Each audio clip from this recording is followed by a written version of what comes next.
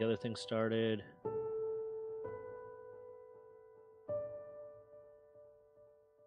Bam.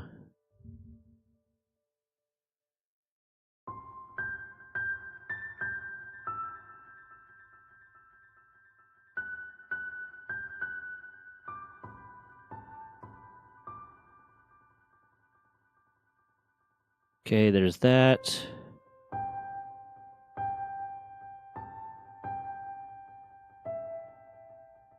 Bam.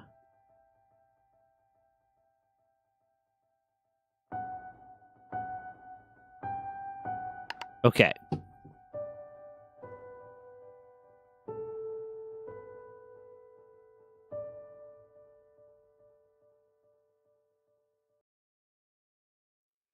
Oh, where'd the noise go?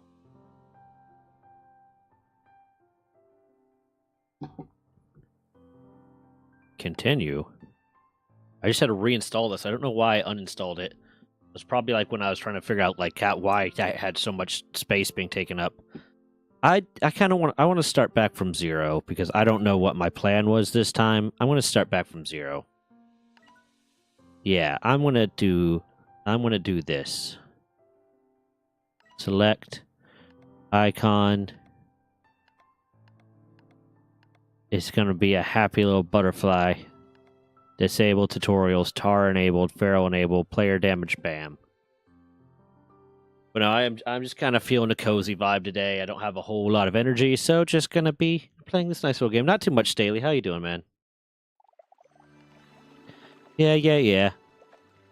She already got the far range, and now she needs more. I really enjoyed the Slime Rancher games. It was like one of my weird, like, kind of just comfort games. The original one, oh god, when did I start playing it? Because I didn't play it right away. It had already been like fully released, I think, when I started playing it.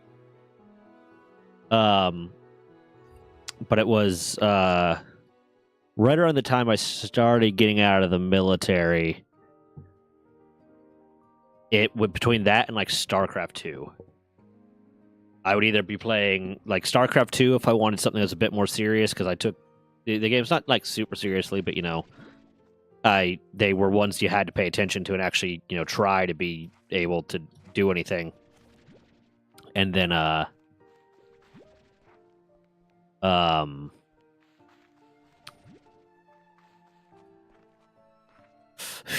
I trying to say? And then like this was my kind of, well, the original Slime Rancher was my one that's just like, you know what? I just feel like a relaxed day of gaming. Joan Broadman playing the first one. I didn't know the second one came out. The second one's still not in full release, and I have a mix of respect and frustration with their policies around it, because they straight up put out like, hey, we're not going to have really hard deadlines for anything. Because we don't want to overwork our staff. We want them to be able to take as much time as they need, and as much time to keep their mental health in check and everything. But they still fully charged everyone, and like I respect that. That's good. Care about your staff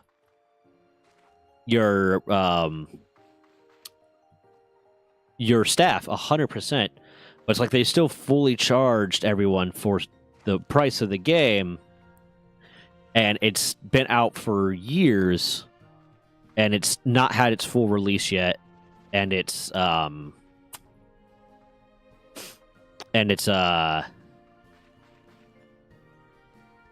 still like you'll get a new update towards it, like a new content update towards it, like once every few like months. Or once every, like, not months, but once every, like, year. Once, like, maybe one or two a month kind of thing is what I was trying to say.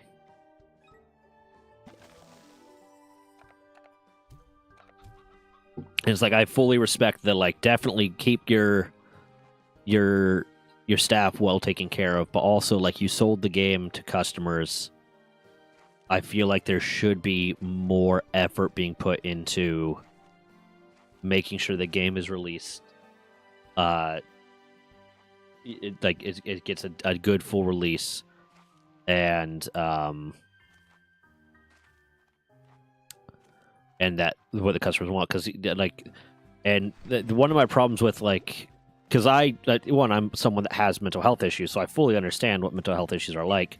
But one of my problems with kind of the discussion around mental health with some people is that there are people that look at their mental health and look at the stuff that that affects their mental health and have the attitude of there should never be a time when their life is hard, and anytime their life is hard, that is a horrible thing. That is not fair and not just, and needs to change. But sometimes life is just hard, and it's not necessarily like horrible things happening, but sometimes it's just like shit needs to get done. There's deadlines. You need to work a little bit harder, and so I'm all for like mental health days and stuff like that, but I do and taking care of mental health. But I think there are people, and like South Park parodied this too. There are people that take it too far, where they think and I know people. I had a friend who legitimately thought that he should not have to work ever, and that no one should have to work ever, and that the government should just provide all of the money and supplies and everything people needed so that nobody had to work. And when I questioned him on, well, how would they develop the necessities and the stuff and grow the food and make the products that you want and blah blah blah, and he's like, well, there are going to be people that want to work anyways, so just give them a little bit more and give them a little bit better, and they could do all the work so that the people that don't want to work don't have to. And I was like, okay, that's not a good take. That's a very insane take.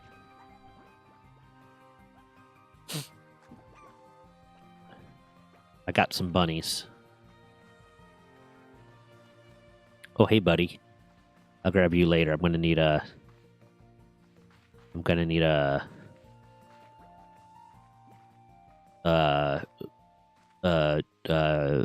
corral with a light lamp or a light net on it before I can take him. 2, 3, 4, 5. I know I should have technically waited before filling this with the 10, because that is about how many they'll be able to escape, basically. They will be able to jump out if they're not happy, but it's fine for them to do that right now because there's not an extra. They're not Gordos or Largos? Gordos? Largos? Largos. Largos? Gordos. Largos. They're not the 2 type slimes, so they're not going to be a problem.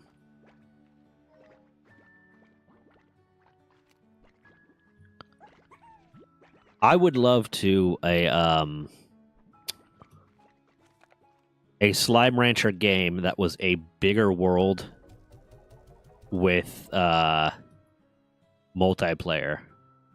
I just thought about this game. What was it? It was Chicken. That was the game. Chicken. Oh, it's free now. That's kind of cool. I love Chicken. Chicken was great. When was the last time they updated it? It's still technically early access. Holy shit. It came out, it was initially released in 2016, but it's still early access. They did post something. The Chicken is incomplete and no longer in active development. The game is playable in its current state on a good computer, but with some bugs and technical issues that prevented us from continuing development. We made the game free and hope people still enjoy what we were able to build together. Well, that's appreciate that. They realized they weren't going to be able to finish it, and they made it free. And I can respect that. When was the last time they updated it? There.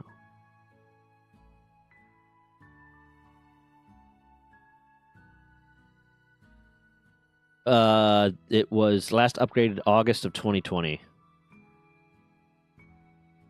I love Chicken. Chicken was such a cool game and such a cool concept. But I also get it was a weird enough concept that I can see them have gotten it in over their head, and I appreciate the fact that they just kind of made it free. So Slime Rancher 2 is not finished yet, Alex.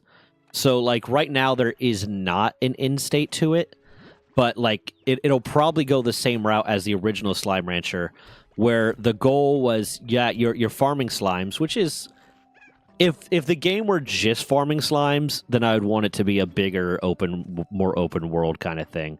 But in Slime Rancher 1, there was like a goal you're going towards. You were farming slimes to be able to get money or create tech, because like you go down in this one, you go down here and like here's all your tech stuff that you can create. You have to unlock it, but you can then create stuff and they help you. Like here's resource harvester that you need to harvest certain types of resources that you use to make other things. And then like water tank, you'll need that for some stuff. Jetpack, you'll need that to get to some areas, and there's other stuff that you unlock that you need to be able to get to certain areas to eventually get to the end state and quote unquote beat the game. And then you can go on and just farm slimes. But beyond, like, after you beat it, there's no real thing to do. So it's like there isn't really a post game in this so much. But it's a nice little cozy game, and they've released an update on this one because this one's still in active development, hasn't been finished yet. And they've released an update on this one that I haven't played yet, so I figured I'm kind of in a mood for like cozy games, so I figured I'd give it a little play again, and get to the point. I'm kind of in a like low energy mood right now, so I want to play something nice and cozy. Hey, what's up, Miles? How you doing?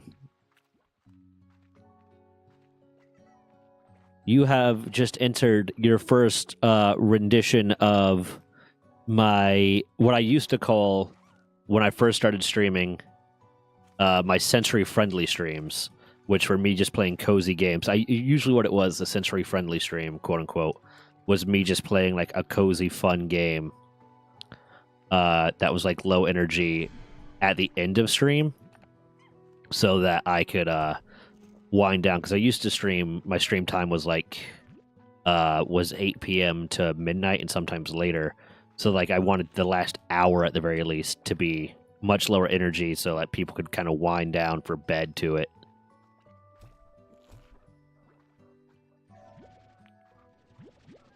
And that's kind of what this is going to be, is just a nice little relaxed stream. Playing Fortnite with some friends? Okay. Have fun. Thanks for the lurk. I appreciate it.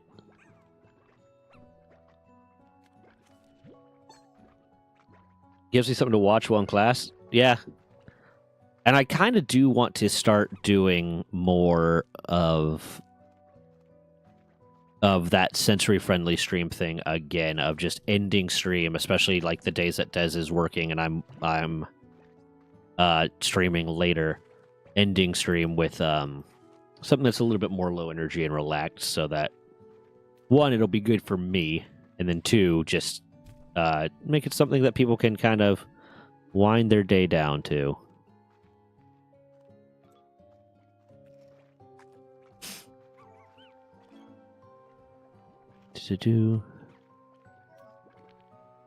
Can't pick those up right now because I have too much stuff.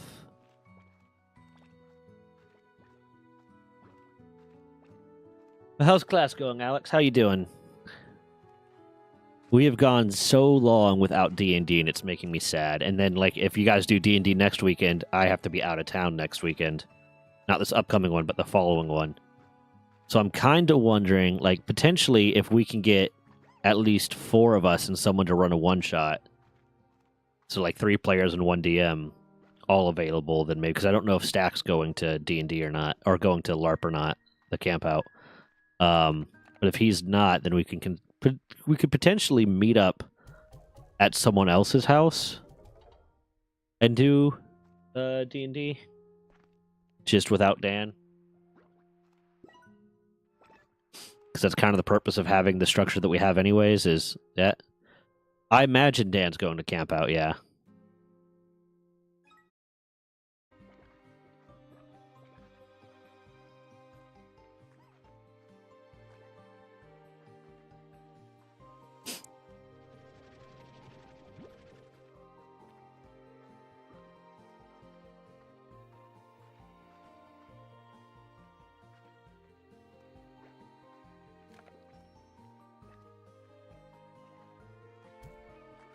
That's not what I meant to do.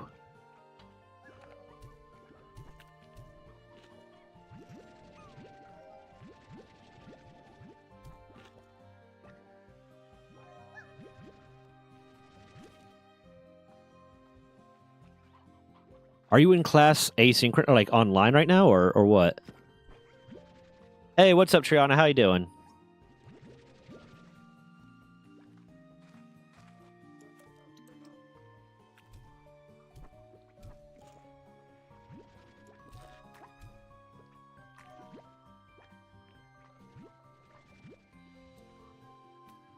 Are you ready for what might also be your first Zach Does a Cozy stream? I don't remember if I've done one since you've been around.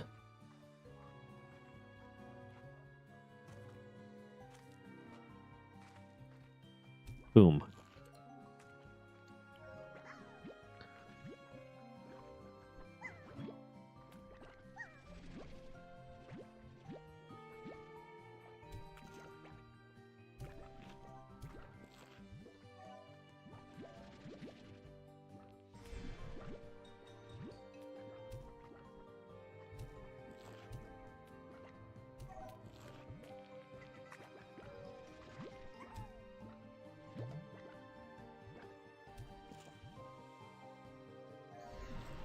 Finally going grocery shopping. I for the first time in a while recently, the other did I go yesterday or did I go to the day before? I don't remember.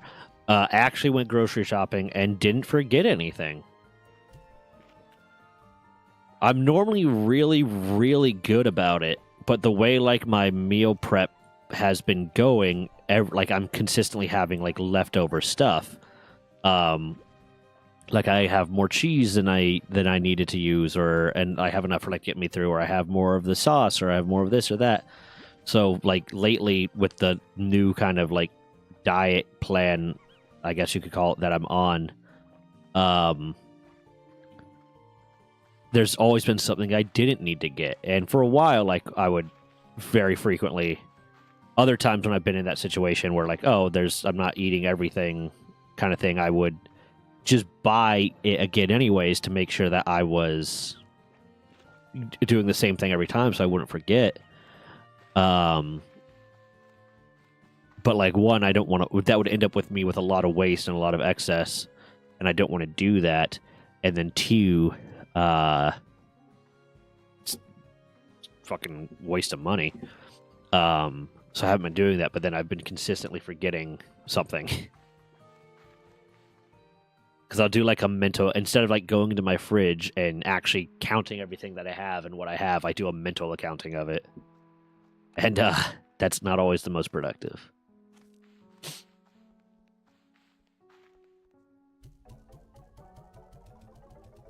Boom. Wow, that rooster is already too old. That roostro. Do.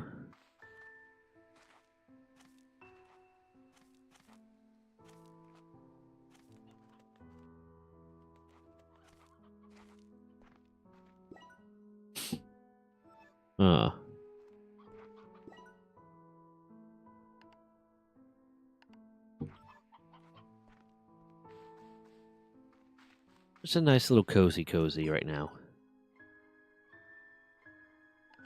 The net is that, so I would need 675 to successfully be able to drop my phosphorus limes. I don't actually want to drop the phosphorus limes yet. Anyways, so I want to do the kitties.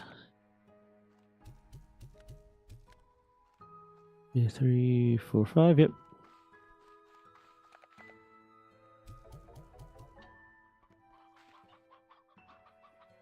I need to find another roostro. I also need to get some carrots to feed those guys.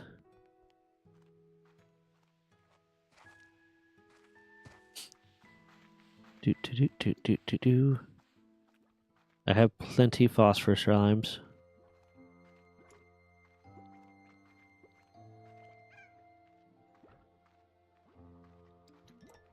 I have plenty bunnies.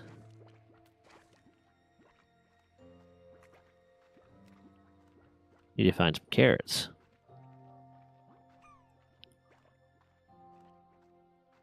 Why is my hair all kind of fucked up right now? There, that's at least somewhat better-ish. Hey, what's up, Two Bros? How you doing? I can hear your headphones bugged out. Okay, nice. Are you on a... is your class online or something, Alex? Or are you just not paying attention in class? Ooh. That's useful to have.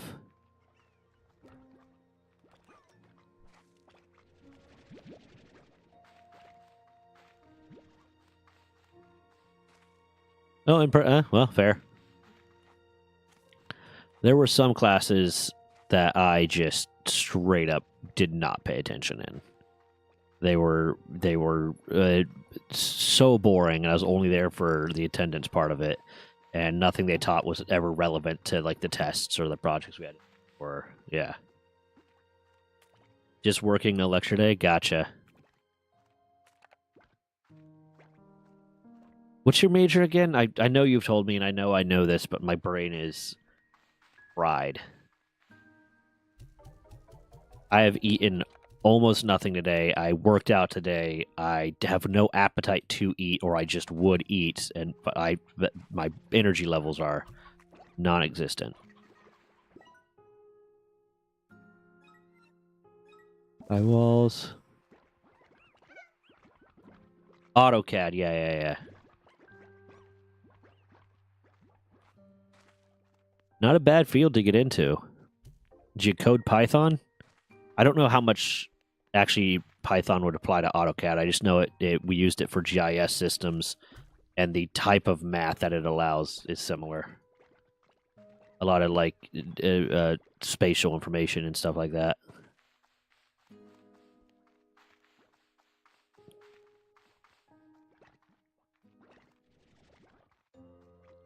I need to feed those bunnies before they get pissy with me. More using it for blueprints, gotcha. You go in the full construction route. We didn't even have AutoCAD in high school. Like I don't know how old you are, Triana, but like I'm 30. I'm 30, and I was in a small town. So like the stuff that we had, the classes we had, were so much more limited compared to the stuff I see people now having. Like I'll have friends that are like 22, 23, and they'll talk about, yeah, in high school I took Japanese, and I took metallurgy, and I took this, and I took that. Like you're 32. Jesus Christ, you had AutoCAD in high school back then? Maybe it was just my school. Maybe like it has nothing to do with the fact of how long ago it was. Maybe it was just literally my school. But yeah, also to answer again, when you asked if Dan's going, I'm fairly certain he's probably going to camp out, especially since he saw the message in the group chat and didn't say he wasn't. He's been to like all the like I anticipate that he is in fact going to.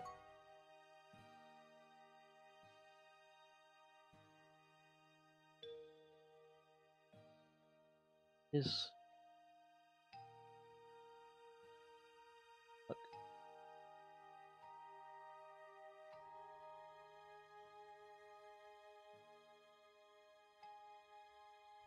what if I do it over here? That's really wild.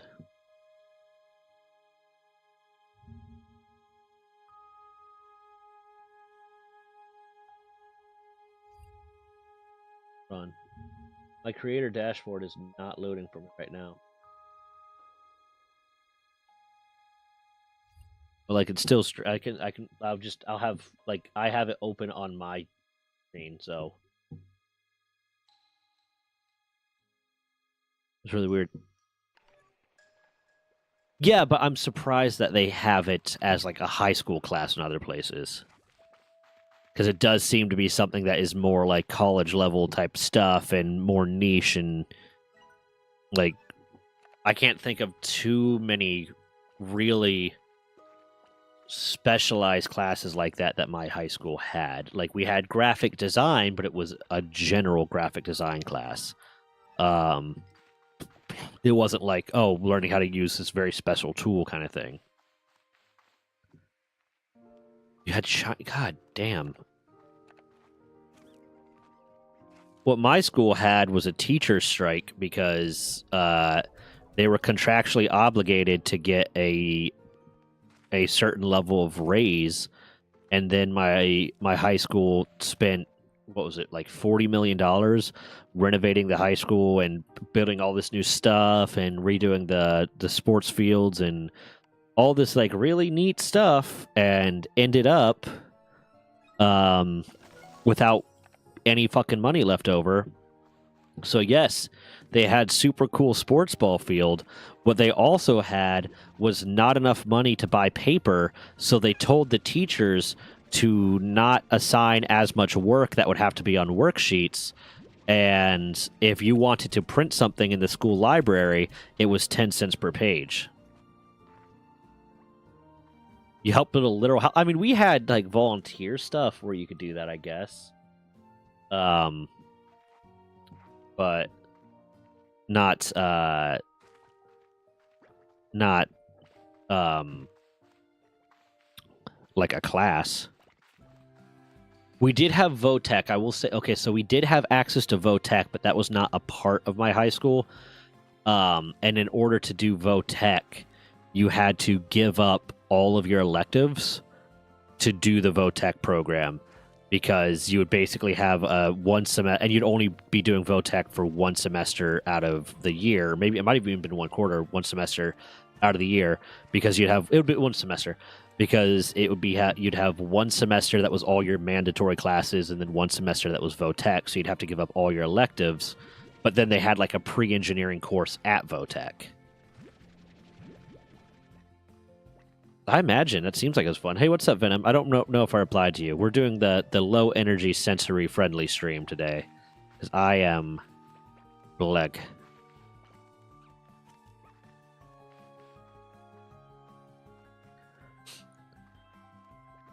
Venom's definitely been around for me playing.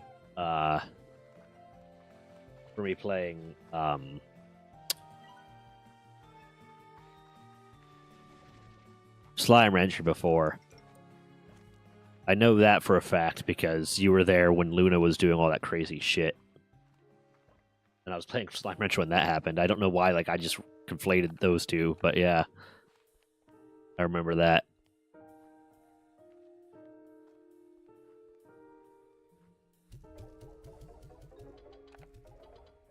But it's been a while since I've done, like, a more sensory-friendly style stream.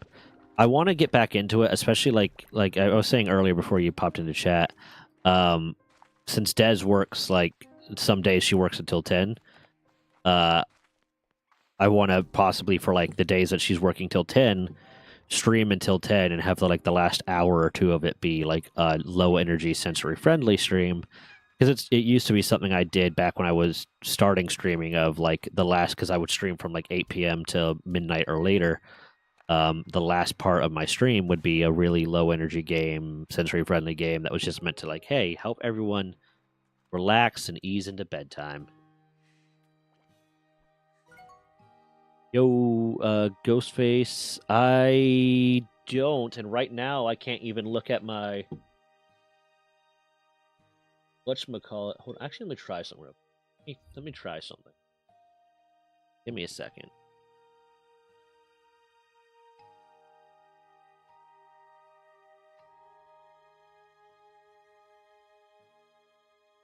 But hello, Ghostface. Where am I supposed to remember you from?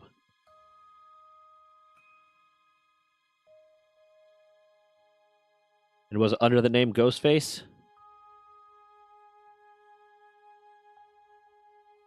I don't even know if all those commands are still active.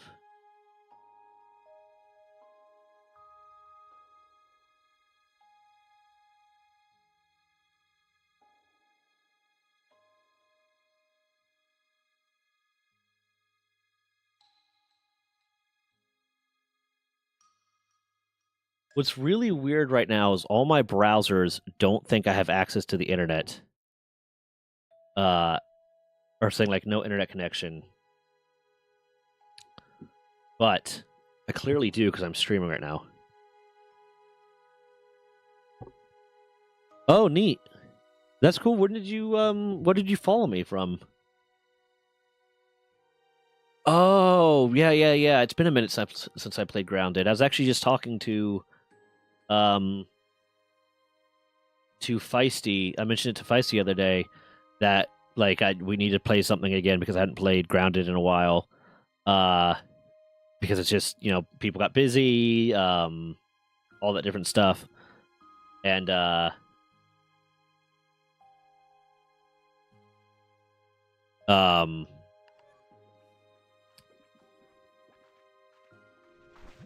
and we might start Raft soon. We might start a playthrough of Raft soon. Oh, you're a Hammy. Okay, yeah, I remember you. I remember Hammy. How you been? And yeah, very few spoons left today, kind of thing. I'm very kind of whatever. But that's what the purpose of this is. And like I said, I might start doing just as a regular thing because it was really nice when I used to do it. Like it was a really good way because especially since a lot of time my streaming energy depending on like the day, and lately not as much just because I've been tired a lot lately. But a lot of times my streaming energy, especially then, was a very, very high energy streaming type of energy. So it was really nice having like an hour or two at the end of it that was just put on Power Wash Simulator and relax and have it be very, slow and ease myself down. You'll join for Raft? It'll likely be during the day, so I'll let you know whatever day we end up deciding on. Or honestly, it'll be a thing like I want to try to do it so that at the very least, like, so because Feisty's also like a streamer, hasn't done it in a while, a bit, but so it's we work out the schedule between me and her since we did the Grounded stuff together, and then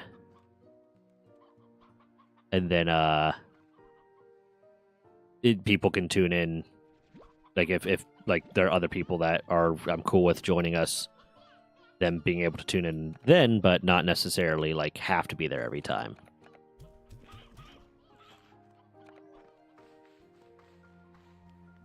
Yeah, I said a bunch of words and some of them made sense.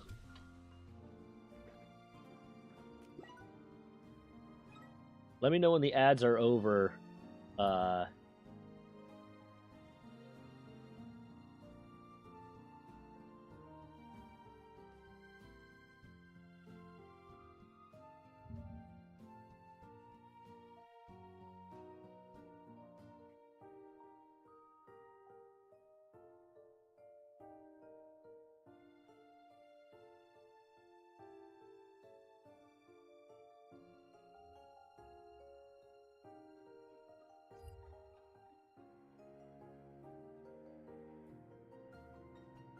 My mom has been going through a lot because she got cancer last year, but she's way better now. She don't have it anymore, which is a plus. That's awesome. That's congratulations. I'm gonna do something real quick, and it might temporarily cause stream to die. I'm gonna fucks around with my VPN real quick, but it might stream might die and have to restart. Please rejoin me if you can.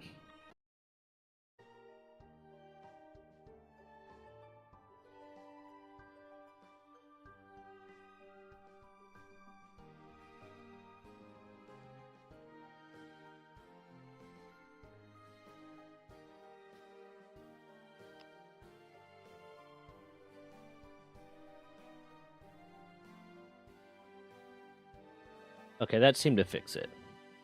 Sometimes my VPN could be aggressive and I have to like change its settings.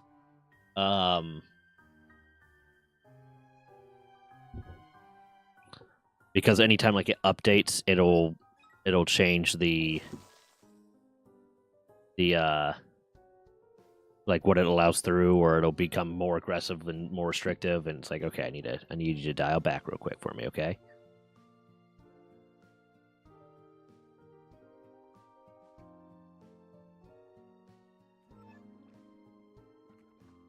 And we're back, yeah.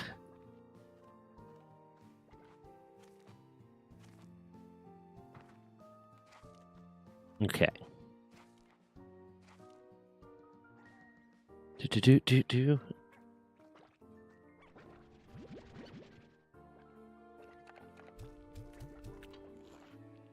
And Twitch chat works now. Great. Was there something wrong with Twitch chat, or were you just talking about the fact that I couldn't see it as easily?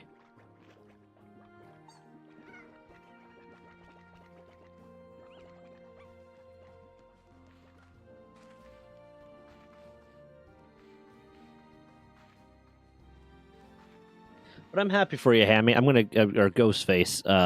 I'm happy for you. That's good. I'm very happy for your mom.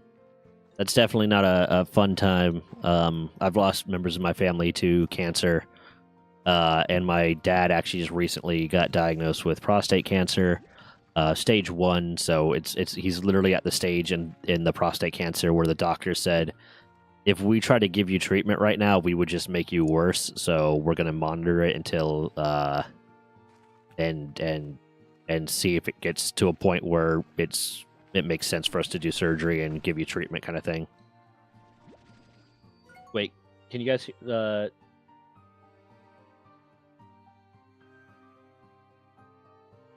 it's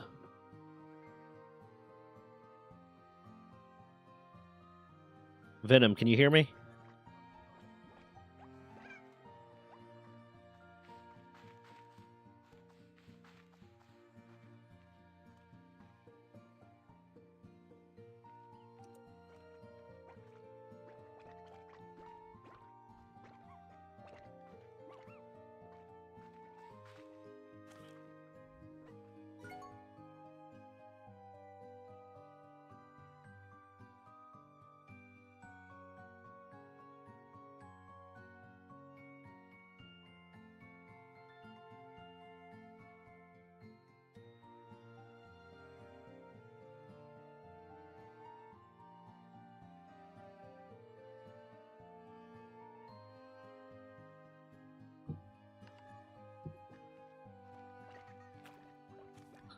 Triana, can you hear me?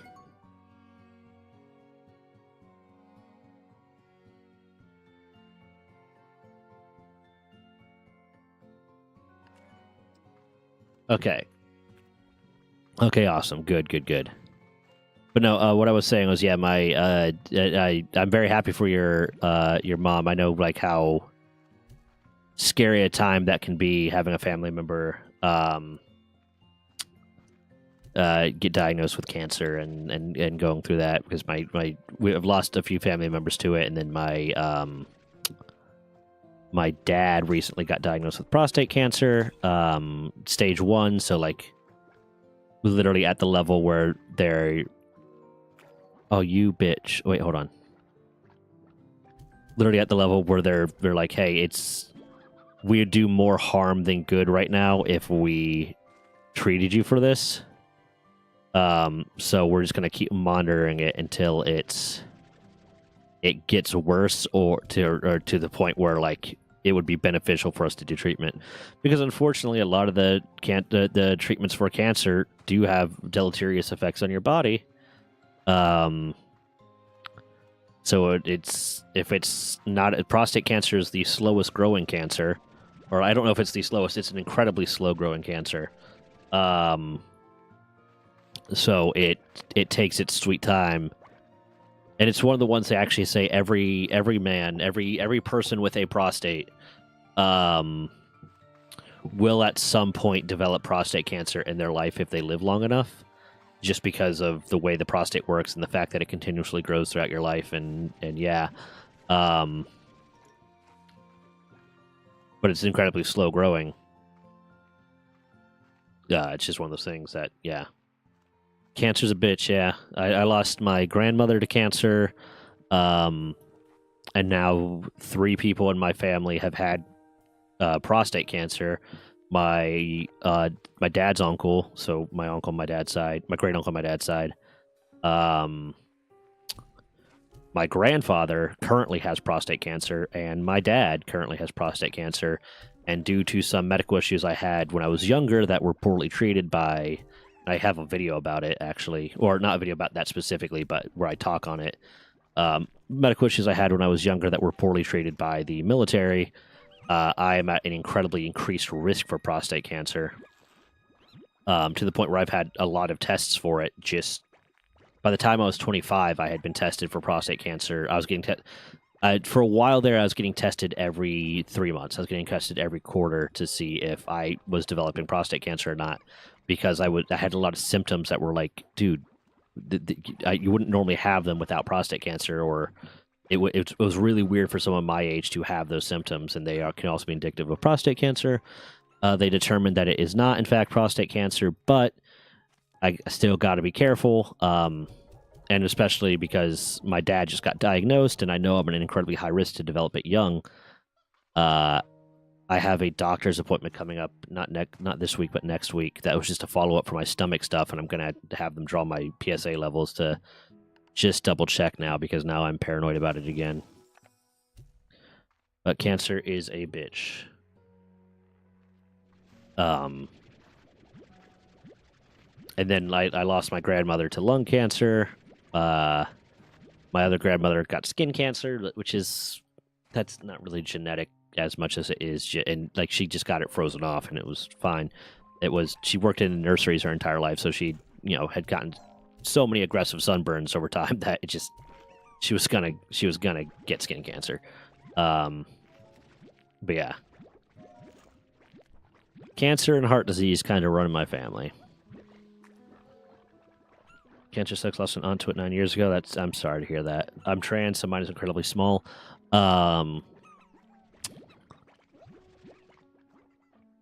Yeah, I would imagine HRT would affect the size of it. I'm wondering though. I wonder just kind of casually.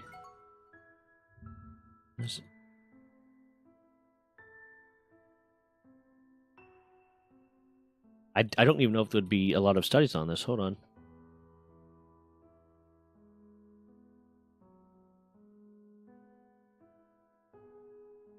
Interestingly enough, ADT is used to slow the progression of prostate cancer.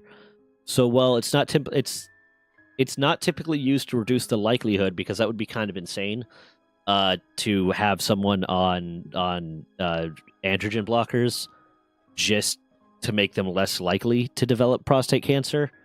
But it is, in fact, used to slow the progression and treat prostate cancer. So I imagine you are, yes, at a decreased likelihood of developing prostate cancer.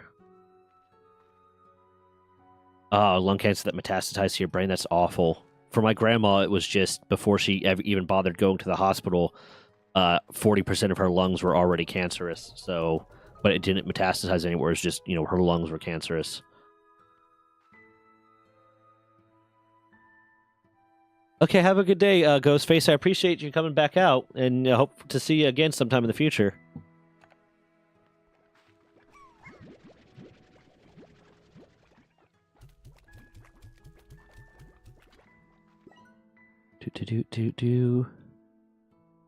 Let's grab that air net.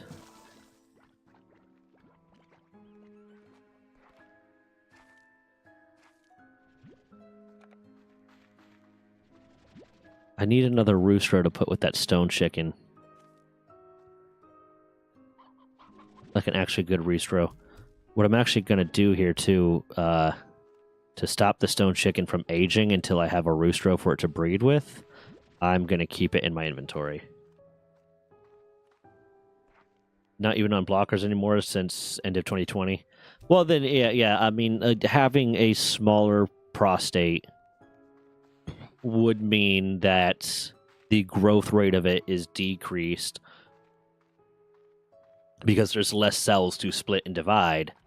So the likelihood, and it's also, since it's smaller, it's not going to be pressing on things and getting agitated and stuff. So the likelihood of developing it is decreased.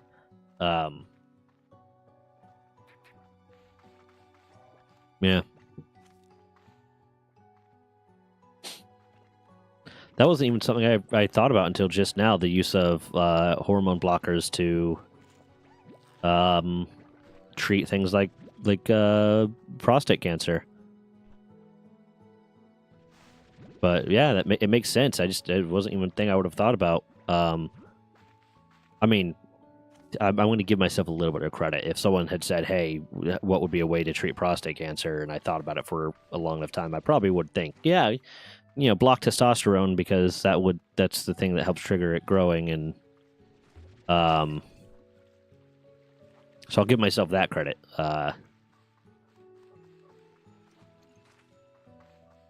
But it was not something I had thought about.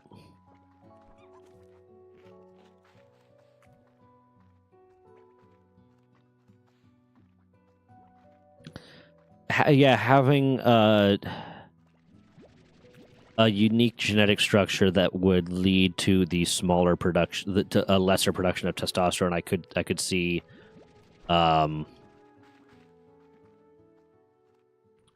Causing it to be decreased, because it grows. I believe it grows because of testosterone.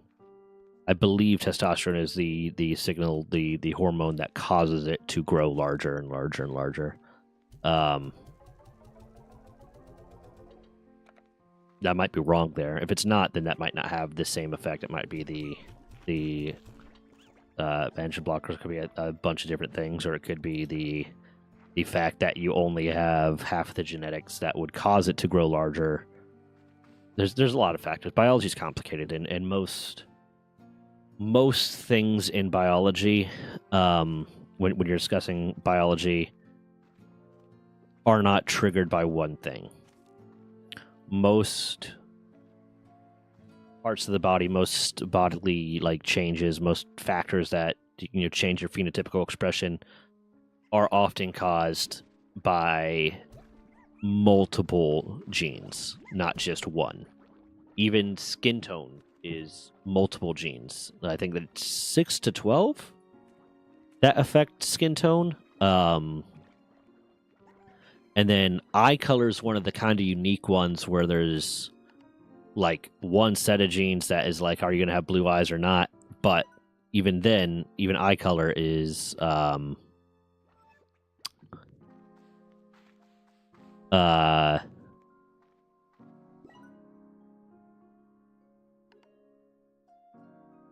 not entirely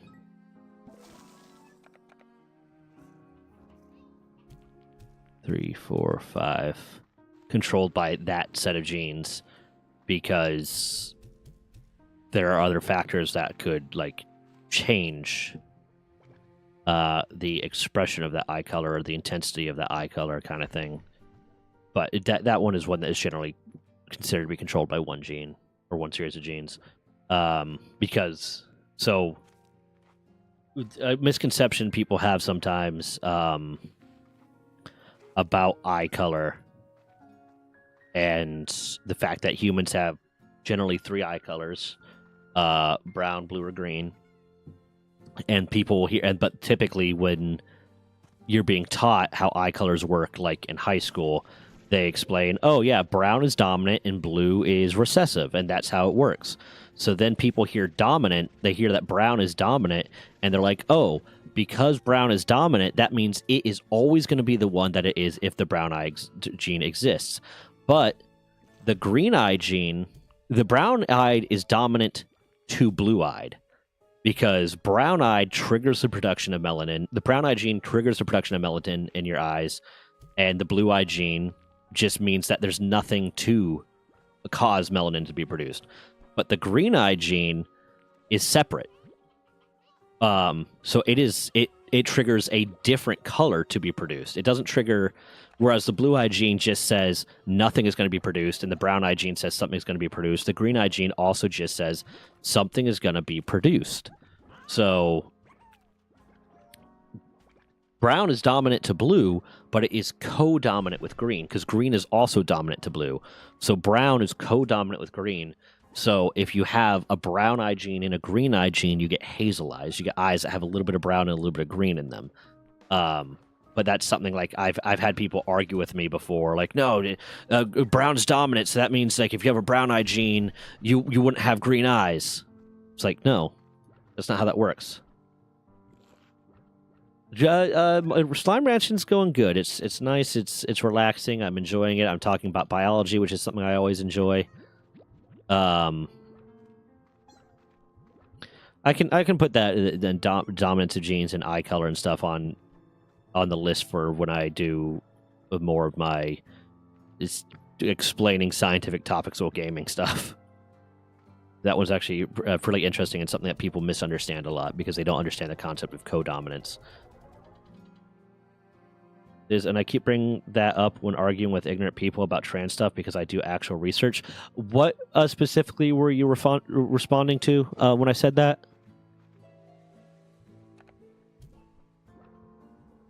And yeah, unfortunately, with a lot of people, because I think you were probably responding to me saying that biology is a lot more complicated than people understand it.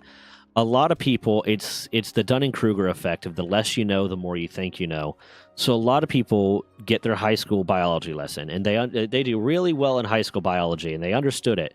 So they assume that because they understood high school biology, that they know enough. But high school biology, and it's something I hate about like the educational system in general a lot of times, is at lower levels, they tend to oversimplify things, which makes it harder for some people to understand higher level things because they've already learned it wrong.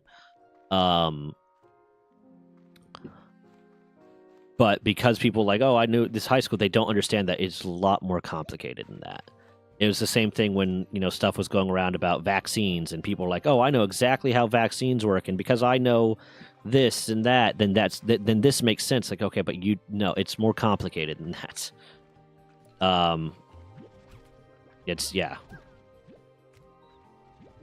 The more you know about the topic, the more you realize you don't know about a topic. So anyone who thinks they know everything about a topic or thinks they're like so incredibly well informed about a topic, take that and realize that means you probably don't know it that well. And that's not true in every case. But like, be willing to admit, like, one of the things I say a lot is I don't know what I don't know. A lot of times, if someone asks me about something, a lot of times my response might be somewhere along the lines of I don't know what I don't know. Here's what I know, but I don't know what I don't know. Oftentimes.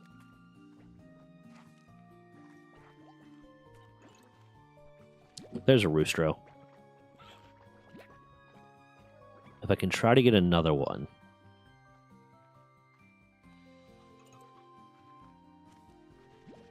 It's very basic. Like, I learned intersex people existed because I did XXY presentation on genetic conditions. Yeah, that, honestly, XXY is one of the ones they just kind of teach you about in most biology classes. When you take most genetics classes, you learn about they're diseases or genetic conditions, they consider them, but like you learn about the fact that you can have XXY as a thing. It's not uncommon. I don't even know what my favorite movie is. Yeah, see, fair. It is uncommon. It is uncommon in the sense that it's not like, a 50-50 chance, or, even a 25% chance, but it's not something that is so rare as to be a medical marvel. It's not something that's so rare as to be like, oh, no, this almost never happens. No, it happens. It happens, and we know it happens. And quite simply, it happens because of, like, a gamete fuck-up. It's, you had an egg that had an X cell, but then you had a sperm that had an XY, or vice versa. You had an egg that for some reason had two X chromosomes, and then a sperm that had a Y, and it gets fertilized, and yeah. I think you're more likely, I'd have to research, I think you're more likely to have it happen where you have a sperm that has an XY, because I believe if you had an egg that just had XX, it would probably, you would end up having virgin birth. I don't know. I'm not in a brain state to remember and think about things, but I'll actually see if that is a thing that could happen where you have an egg that has XX, like just multiplies that has XX, but then doesn't cause spontaneous gestation.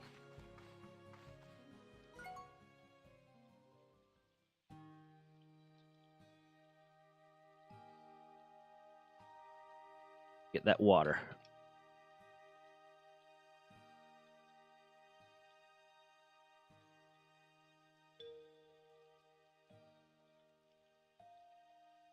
And ultimately, my thing too with it is I don't get why people fucking care.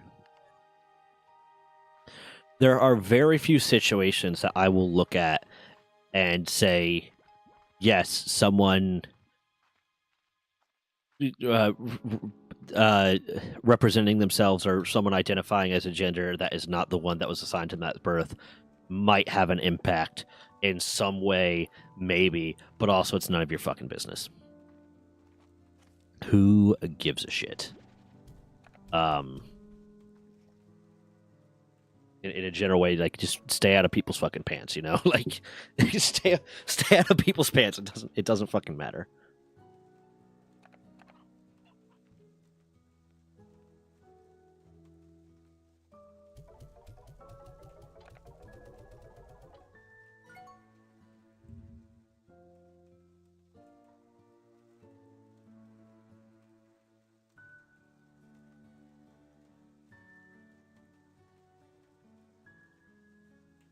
Do you... I think I asked you this before and I don't remember your answer. Do you know what parts of your body are chimeric? Because generally it's usually like, because I believe that usually occurs when you had absorbed a twin. Exactly, hands and genitals yourself, man. Like it's very, very few situations when that should have any impact on anyone at all. So 99.999% of the times, unless you're in one of those situations where it should have where it would have an impact, other than my feelings are hurt because there's a trans person near me. Oh my god! Just shut the fuck up and mind your own business. It's not that big a deal. And that's like a lot of times, especially with the older people, the thing that like the argument they give is, I just don't get it. Yeah, you don't. You don't have to get it. You don't have to understand it to respect it and to allow it to exist without causing trouble. You don't have to, like, just because you don't understand something doesn't mean it doesn't exist. Because there's a lot of shit that I don't fucking understand. I don't understand quantum physics. I have an IT degree, and I still don't understand how someone got a computer to fucking work. I don't get it. It doesn't make sense to... I don't know how someone was able to cause... Because I get the basics of how a computer worked, but how someone was able to get a computer, the old school ones that you had to put the punch cards into and it did math and it printed the thing out. I don't know how they got that to start displaying the visual things on a monitor. But clearly it fucking happens. I don't understand it. Doesn't mean it doesn't exist.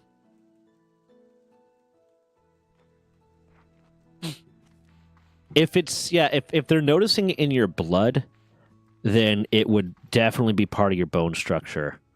See,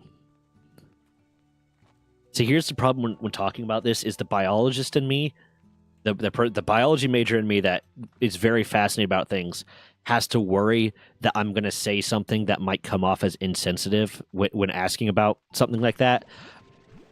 Because I don't mean it that way, but I end up getting very curious and very sciencey minded and like, oh, I wonder how this works and blah, blah, blah, blah, blah. I don't think there's anything I would really think, but like I am trying to like make sure that I'm thinking about the things I ask so that it doesn't become insensitive or become rude.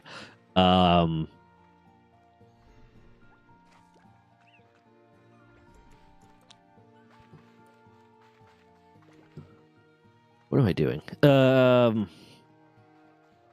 have a few patches of darker patches of skin, which is super common in chimeras. Yeah.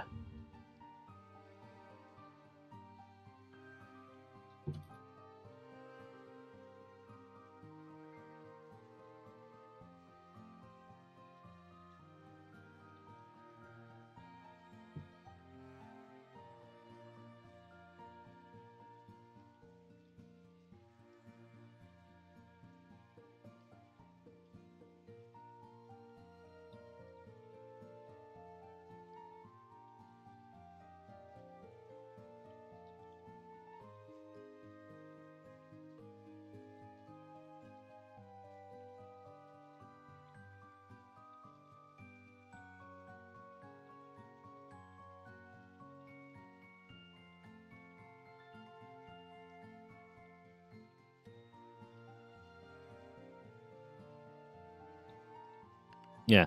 I just googled this real quick to see if there were any causes of chimerism that I was not aware of. But yeah, it 100% just amounts to, except for in the case of bone marrow transplants and stuff like that, because that's going to cause it, but for different reasons. Being born a chimera is pretty much always caused by some level of two fertilized eggs fused together, or two fertilized zygotes fused together, kind of thing. With the other example, which I didn't even consider until I saw it, but it makes sense.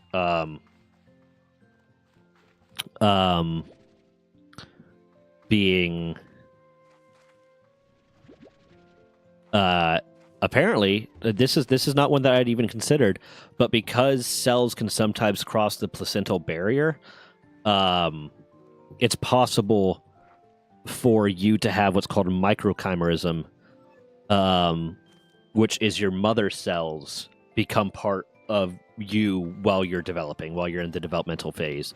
So that's interesting. That's not something I had ever considered, but it makes sense that that can happen, and that's kind of cool. But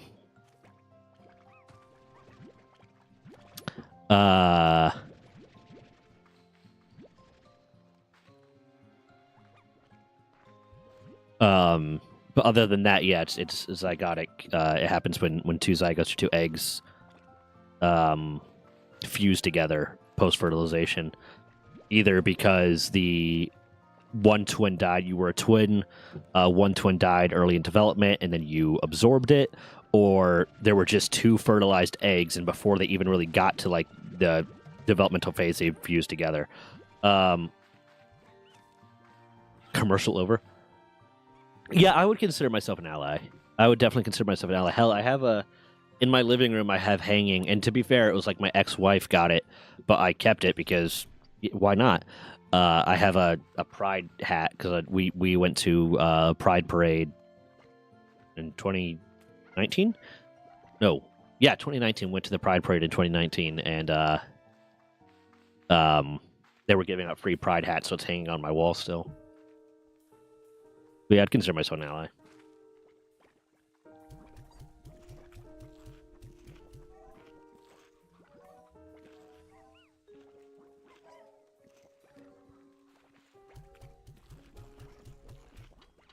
Why did I not give you more of the lettuce? That's what you need. Get to darker skin types, which is, yeah. I would wonder.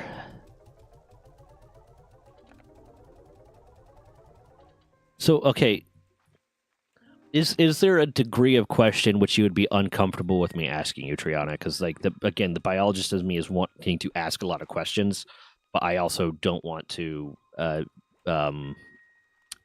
cross a boundary that would make you uncomfortable. And different people have different like spectrums of the types of questions they're okay with people asking them.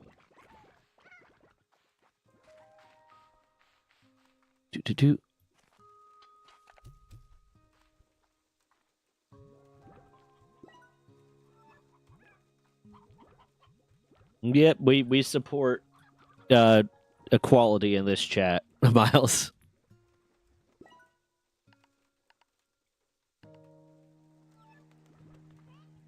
Depends on if you can answer.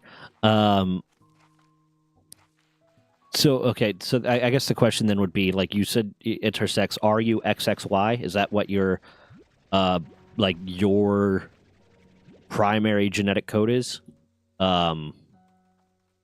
Or are you saying you're intersex because you're chimeric and half your genetics are XY and half your genetics are XX?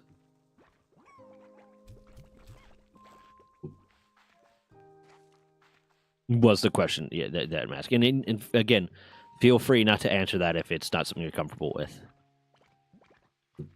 It's just a unique situation of you saying you are intersex with both a chimeric, and I've never met someone that I knew was chimeric.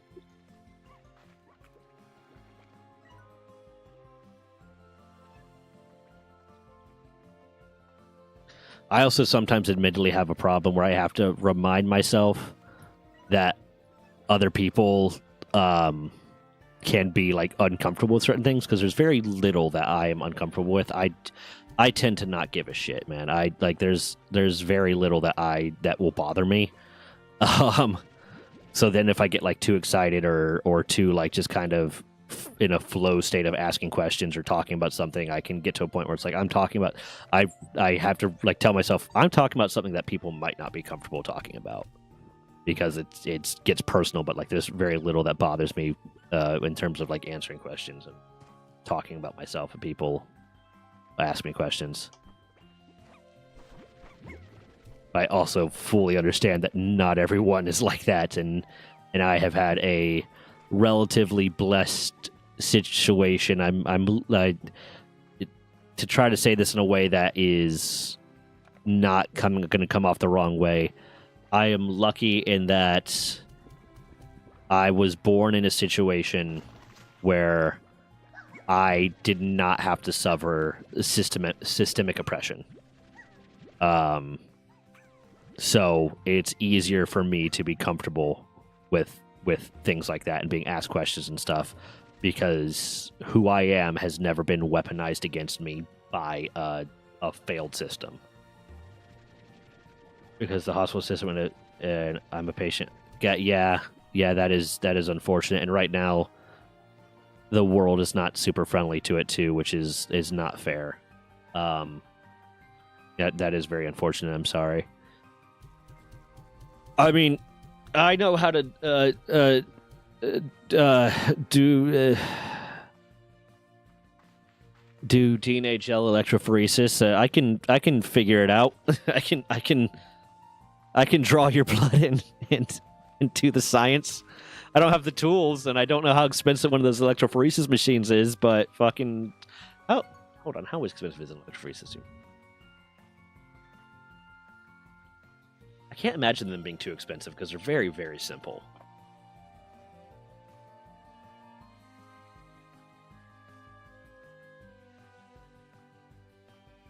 But again, I'd have to get it through Thermo Fisher. And Thermo Fisher, at one point when I was doing research, because I was doing research in a lab and I was trying to figure out how much money an experiment would cost me because I was trying to do a grant,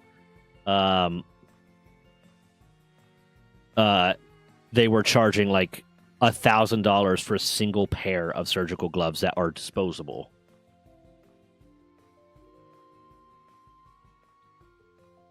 Okay, electrophoresis device starter kit.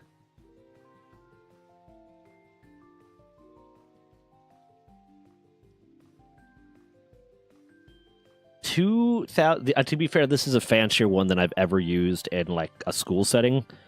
But $2,000.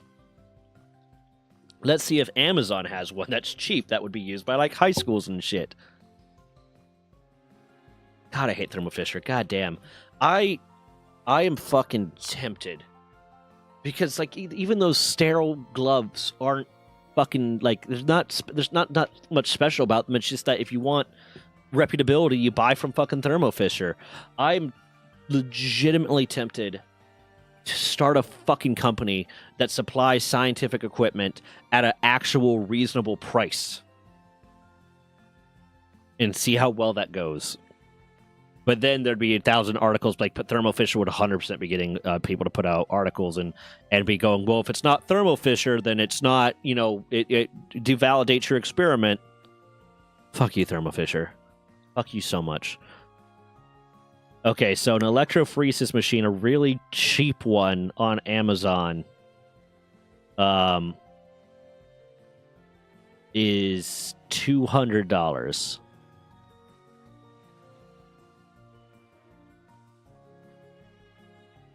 Can I buy ladder DNA on Amazon?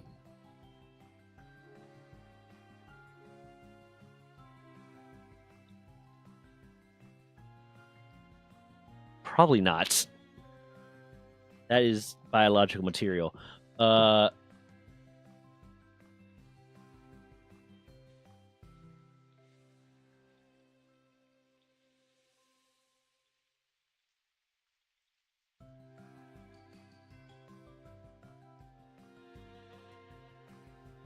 How much is Thermo Fisher going to charge me for ladder DNA? I'd hope this one's not expensive because you go through a lot of it, like in schools.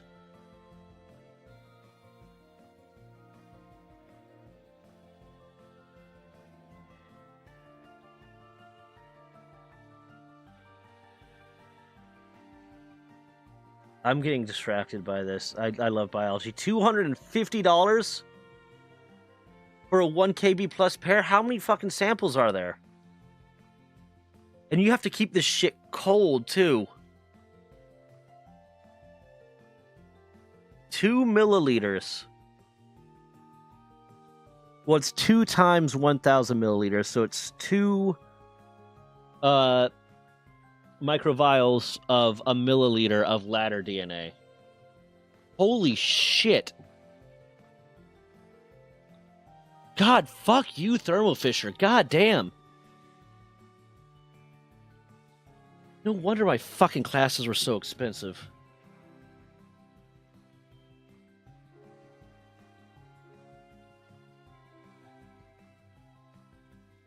I can in fact buy on Amazon. I could buy 5 500 microliter vials for $160. God damn, that fucking scientific... This is why scientific research costs so much, is because there's like 1 or 2 companies that have a monopoly on all of the equipment. And if you don't use that equipment, then you risk your experiment being devalidated because, oh, you didn't use a reputable source for this, so the equipment was blah, blah, blah. I got sidetracked by that. Hold on, let me catch up with what you were saying, Triana. I wanted to get tests back in 19, but my endo saved me by shutting me down. I have a trans acquaintance who's also intersex, who was originally a patient in SD for the same system, and as soon as she found out was intersex, they blacklisted her.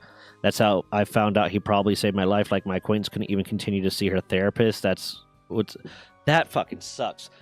Thermo Fisher is a scientific supply company. They are one of the biggest scientific supply companies. They supply all the like equipment and there's a few other ones I've used, but that usually the other ones are applying like more specific equipment. But like if you're getting auger, if you're getting the buffer for DNA gel electrophoresis, if you're getting a lot of basic equipment, if you're getting sterile gloves, if you're getting all this shit, it's probably coming through Thermo Fisher a lot of times. And they have just kind of a stranglehold on it. And it's Thermo Fisher. Because I correct that just because I imagine if you said thermal fissure, you would get a bunch of different results. You wouldn't end up getting the one, because there'd probably be someone like a fucking volcano or something. I don't know. Fisher like fisherman.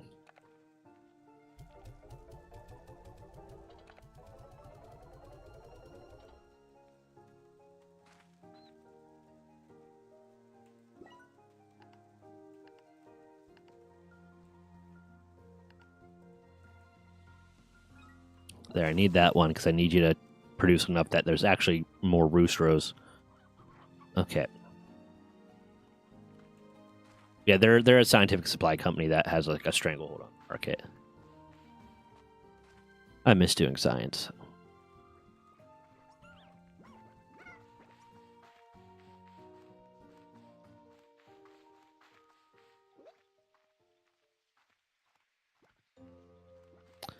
Yeah, and it's I can't say 100% that this is why it happens in this case, but I am going to posit that one of the reasons that Thermo Fisher has such a stranglehold on it is because when you're releasing a paper, you have to release, and when you're writing a grant and when you're releasing a paper, you have to talk about like where you got equipment from and what equipment you used and how you maintained all these, exacting standards and shit like that. So if you use some, small company that hasn't established a reputation for themselves yet, then that could potentially bring into question whether or not that were those sterile gloves actually sterile? Was that equipment that you were using actually up to the standards to do the thing that we need it to do? And then it would potentially like devalidate or cast a negative light on your paper that you'd have to overcome and blah blah blah. So it's just easier to buy it.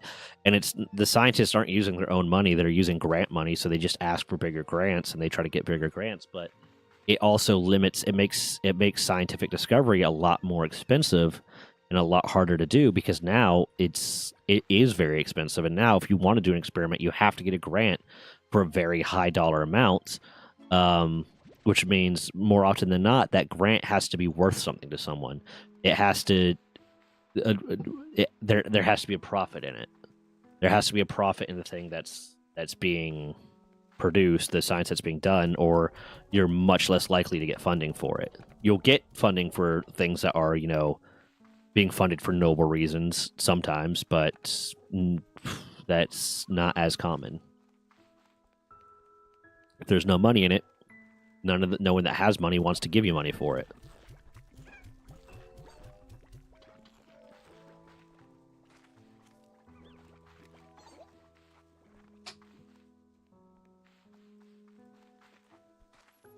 And I'm gonna go ahead and grab a port collector right here. That makes this a lot easier.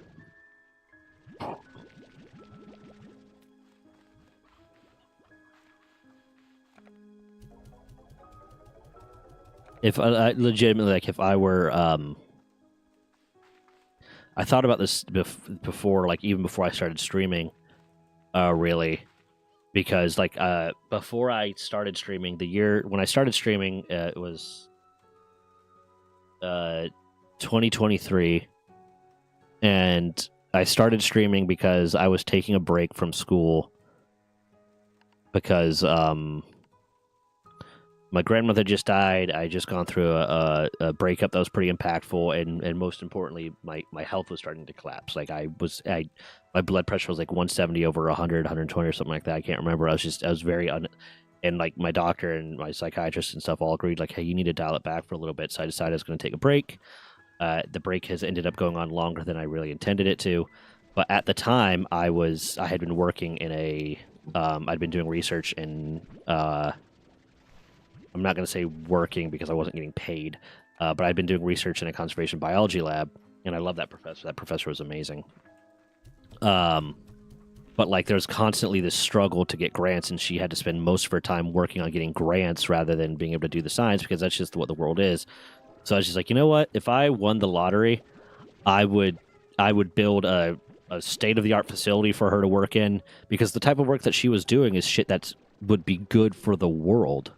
It was conservation work. I would build a state-of-the-art like facility for her to work in, and just give her a blanket set of money and say, do whatever research you want. Do whatever research you want.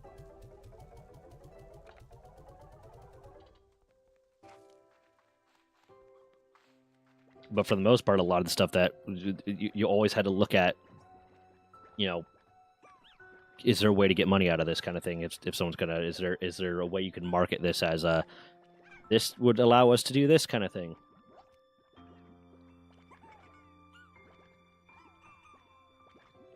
And that's potentially profitable, or you're less likely to get funding. And that is unfortunate. And then that also leads to, like, the fact that some projects are funded by people that are trying to make money. So if you know how to read a paper, if you know how to read a scientific paper, you can read for bias. You can read for and determine where the bias lies, and kind of realize, okay, this is, yeah. And you'll see papers that are like written in a way that is effectively like they did not prove the thing that the company that's funding them wanted them to prove, and they want to protect their reputation, so they're not going to lie or they just have scientific integrity, so they're not going to lie.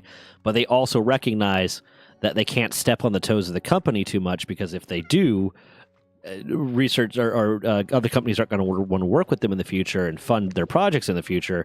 So they end up writing these things in ways that are very,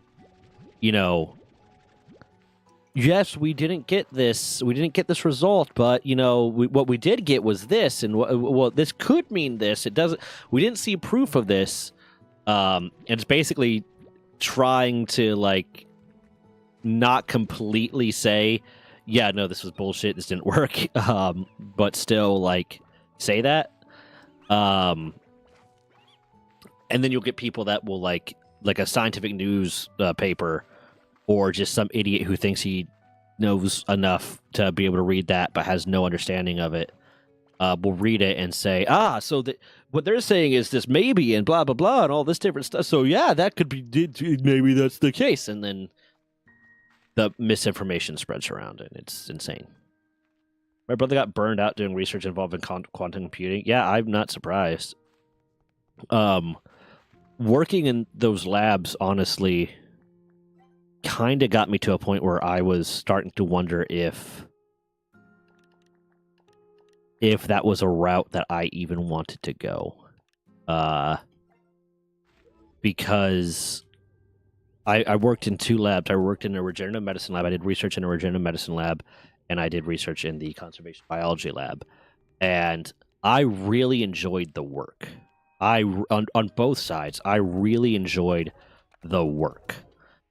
But what I saw was my professors that were in charge of either one of the labs having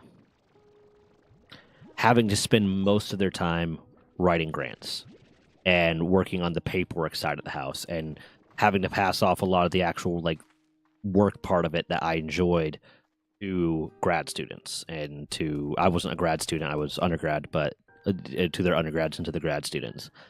And that's just that just was disheartening for me, because I wouldn't want to do that. And you could conversely, you can go work for a company that is doing research. But if you're working for a company that's doing research, being a research professor at a school that does research like that, you have a lot of say over the type of research that you're doing. As long as you're bringing in grant money, the school doesn't really care. So you get to actually do the research you want to do. If you're working for a company, you're doing the research the company wants you to do. So you might be doing research on shit that you just have no interest in, or that you are morally opposed to. My brother's advisor sucked any joy from quantum computing. Yeah, a bad advisor can really fuck with your ability to enjoy school or aspects of school. Oh, I got the money I need. I need to go get my resource harvester. That is always unfortunate when you have just a bad advisor, a bad professor that makes this thing that you enjoyed seem not fun. But I enjoy science communication a lot. So I actually, after I'd kind of gotten burnt out of that and started being like, this is not, it's not that the work I was doing then wasn't what I enjoyed. It's that I saw that the work I would be doing would be something that I would not have enjoyed. Whoopsie daisies.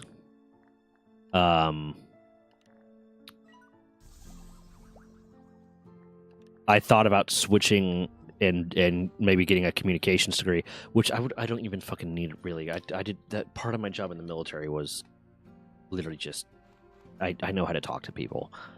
But going down the science communication route, which is why I kind of want to start focusing on putting more effort into creating that channel that's going to be about science communication, while gaming. That would be my niche, science communication while gaming kind of thing. Because at the very least, then I can do my part to spread information and help advance the general public's understanding of science. And if I fucking became a fucking billionaire, if I won the lottery, I would go back. I'd get my PhD. just to make sure that I had a PhD so that people would take me seriously doing research, and I would just fund my own research. I would do scientific research, and I'd just fund it myself, so I didn't have to worry about grants and all that extra bullshit.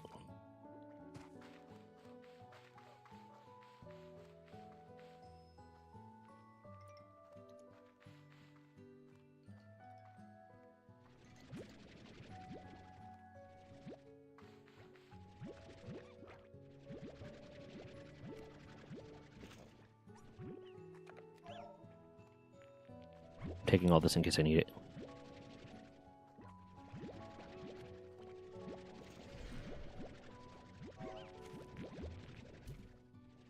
Damn.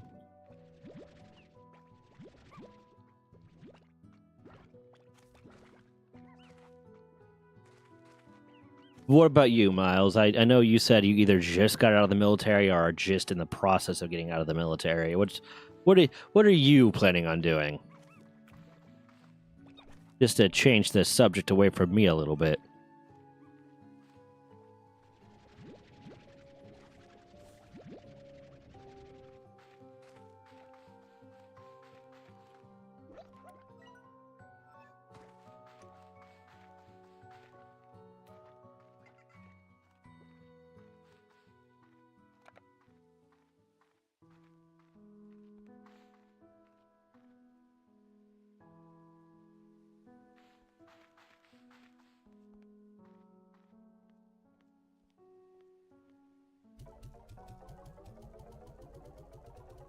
I wasn't supposed to do that.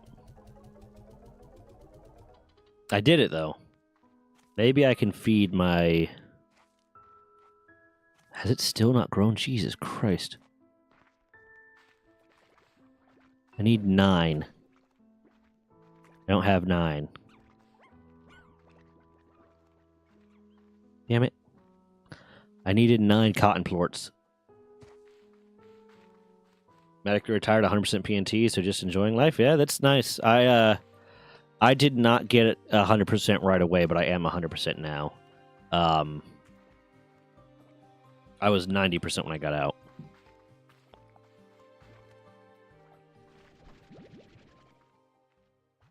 It does make life a little bit easier, but it's still like I have to be doing something. I can't be not having something that I am doing in some sort of schedule and stuff. So for me, like for a while it was school, and after like I took a break from school, streaming was one of the things that really helped me kind of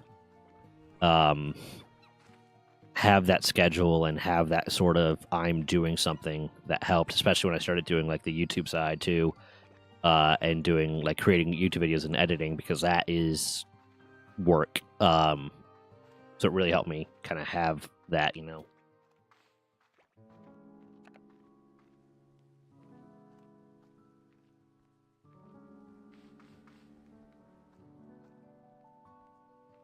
Wait, huh? What was I about to do? That was dumb of me.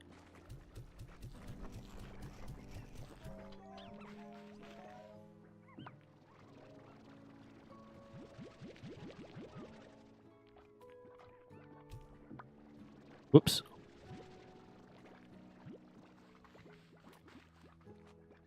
I need to turn those guys into Largos soon. I might combine them with the pinks.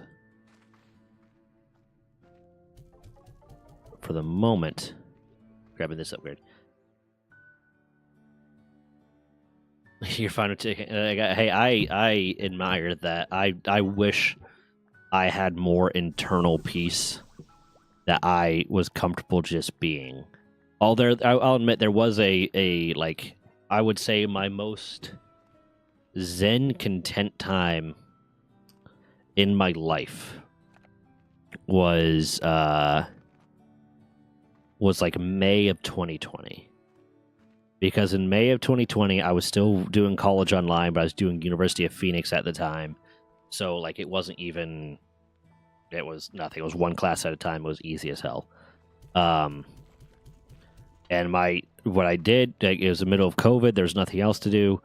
So what I did was every day I'd get up, I would, as I was waking up, I would play a little bit of like StarCraft 2 or Warcraft Reforged or something like that for like an hour as I was waking up. And then I would grab my dogs. I'd go for a walk at the park. I'd bring a book. And I'd get halfway down the park, stop at a pavilion so my dogs could rest, and read a chapter or two of the book, get up, go finish the walk, and go home.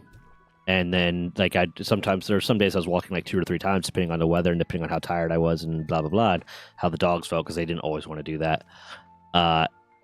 And I remember one day just like realizing I was incredibly content and peaceful and zen. And like, you know what? I can do this. This could be my life and I would be happy. Didn't last long for me, but that's just because that's my personality. I'm always someone that has to be doing something. I think part of the reason why like I was okay with that was because of the fact that the state of the world kind of necessitated that. I didn't really have a choice in the matter. It was COVID. Hey, I appreciate the sub, man. Thank you. Thank you for the Prime sub. That's awesome. Commercials were annoying you. Ah, shit! You missed my Zen story. Oh well. I might post it as a short later.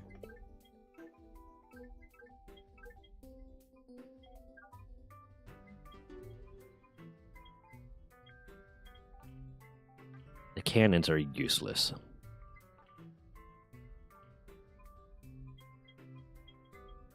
Pride flag. None of this stuff is useful. I don't know why the resource flag is. I guess... Hold on. I guess it kind of makes them easy to find, but they're also, once you know where they are, they're not hard to find.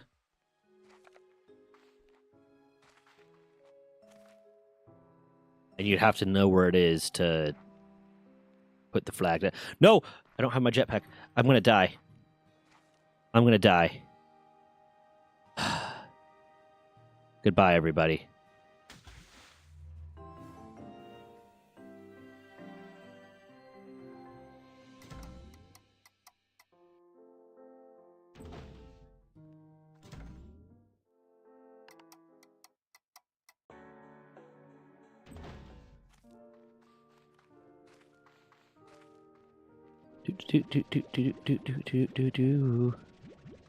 I don't know if they've unlocked the drones yet, because that was one of the things I liked in Slime Rancher 1 that I wish they would have made more complex, that you'd have the drones that would automatically take care of your guys. I think it was from I was stationed in Germany when COVID happened, found out had to be comfortable with doing nothing pretty easily. Yeah, I think it was easier for me to be comfortable with doing nothing because of the fact that I did not have a choice in the matter. Now, I will say, like, COVID hit at, like, the worst possible time for me, because literally, like, COVID hit very shortly after me and my ex-wife separated. So I was already, like, at my kind of loneliest. And then me and my ex-wife separated, so and then COVID struck. So, like, I couldn't even go out and, talk to people and meet people and shit. And I had kind of, like, a lot of my social network at the time had been around my wife.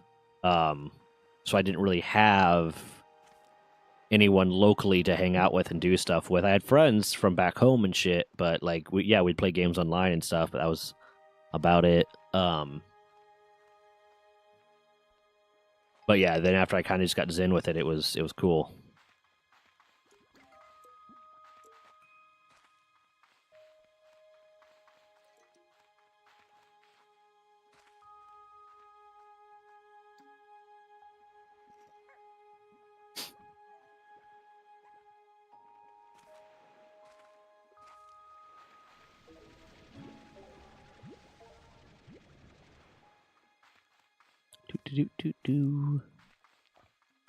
I do kind of miss the way Slime Rancher 1 worked, but I also like this too, Because Slime Rancher 1, it was you had to put down a drill or a pump or an apiary to get specific resources, but you could put, as long as they were in the right area, you would get the right resources.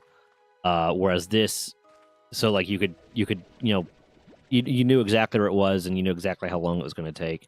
Whereas this, like, and you could set up as many as you wanted to get the specific resources you need. Whereas this, you don't need that. You don't need to spend resources to get resources kind of thing. But it can be a bit frustrating to get a lot. I did not. I bought a house where I was ultimately at my final duty station. I'd bought a house, and then before I got out, I was debating moving back. I was debating selling my house and moving back home or relocating. When I was in the process of getting out, and then I met my eventual ex-wife. I met the woman who would become my ex-wife. So I stayed around for her. She was also in the Navy. I stayed around for her, and then by the time me and her separated, it was like I just wasn't. One, I wasn't in a financially great place to go about, selling a house. The irony of the fact that you kind of need money to sell your house, if you want to, get money out of it. And like I'd kind of reached this state, and my parents talked about like, hey, you can move back with us because they had they have a big house with a basement and stuff. You can move back with us. While you're going to college, like move back in with. They try to push me, well, not really push me, but they try to encourage me to do it. We're like, move back in with us while you're going to college. Bank that BAH that you're going to be getting from college, and yeah, just do that. And like, part of me considered it, but part of me was like, no, I can't. Like, I don't want to live with my parents. Like, not because I don't like my parents or anything, but it's just like I felt like I would be backtracking, and I chose not to do that. I considered it. It also didn't help that like one of my dogs does not get along with my parents' dog, so they told me that like, listen, we'd love you to do this, but you can't keep Gimli if you do come, because like him and Max will kill each other. So that was kind of a thing that was also like I don't want to get rid of my dog. So I just kind of embraced the suck. Was not in a great financial position for a while there. Was trying to do college. Was driving Uber all the time to make up the extra money because I was at 90%, which 90% was like $1,800, $1,900 a month. So I was driving Uber a lot to make up the difference of what I needed to survive. I would literally like start at the beginning of every month. When I would get paid through like the VA, I would buy enough dog food for the month so that I didn't have to worry about my dogs eating, and I'd pay all my bills. And then basically, if I wanted to eat, I would have to drive Uber. So I would, especially on the week, I didn't drive a lot during the weeks just because it wasn't usually smart. Like the ratio of how much money you got to how much gas you were spending was not great. But instead, I would drive for like 30 hours, 40 hours on the weekends, and make a good bit of money. Make fucking like sometimes $400 to $600 a weekend to pay the rest of the bills and shit. And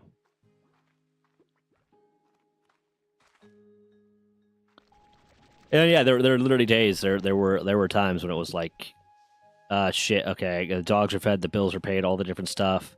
And for whatever reason, I couldn't. Like sometimes it was just like, oh, wrong timing, or there was some extra thing that I had to pay, or something happened. It's like, okay, well, I'm not gonna eat today because I can't drive Uber, or I didn't make enough money, or there's some extra bill. or like what I would eat I'd have rice. I'd have rice with like an egg or two mixed in with it. Um, because that was just a lovely time. Like, I mean, I had budgeted around at that point. I had budgeted partially around the fact that I was married and my wife was in the military too and was collecting BAH. So, like, okay, these are the household bills, and these are how the household bills will be brought around. I'm trying to pay off this debt and all this different stuff, and I'd gotten into a little bit of debt before I got out because retail therapy kind of helped me deal with the fact that I was getting medically forced out of the military. And then all of a sudden, separated, uh, and the household income split in half, but the household bills did not. Fasting is very affordable. You're right. You are right. It is an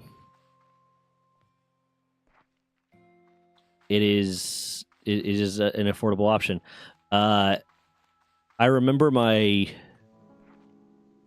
actually very recently, because me and my girlfriends went out this last weekend and had like a little date day. We went to the aquarium, we went to the mall and stuff like that. And when we go to the mall, she usually buys a lot of stuff for herself, but I don't tend to buy things for myself. And right now, I'm financially fine. I'm okay right now.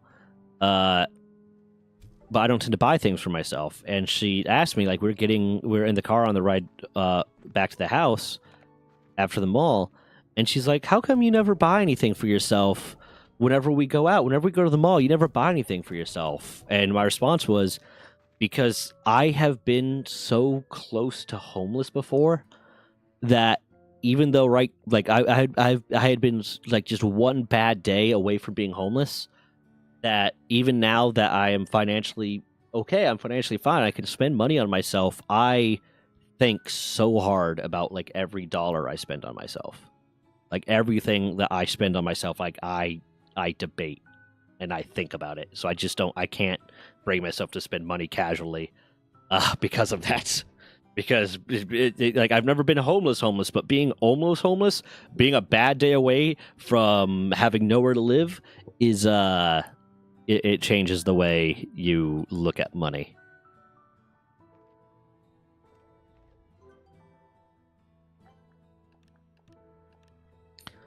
I do need to get some pink plorts. Utilities. I don't need these flags. Warp tech might be oh, these are just cannons.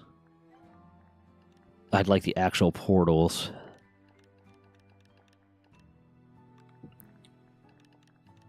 Okay, it's more Coliseum. Okay.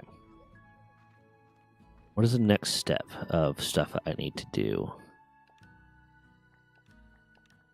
Jetpack.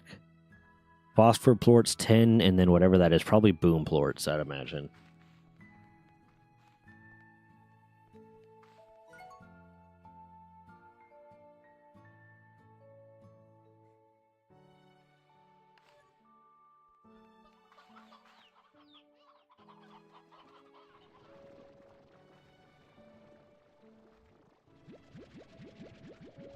I'm going to go ahead and put 20 tabby plorts in there too, because I will probably need them for something.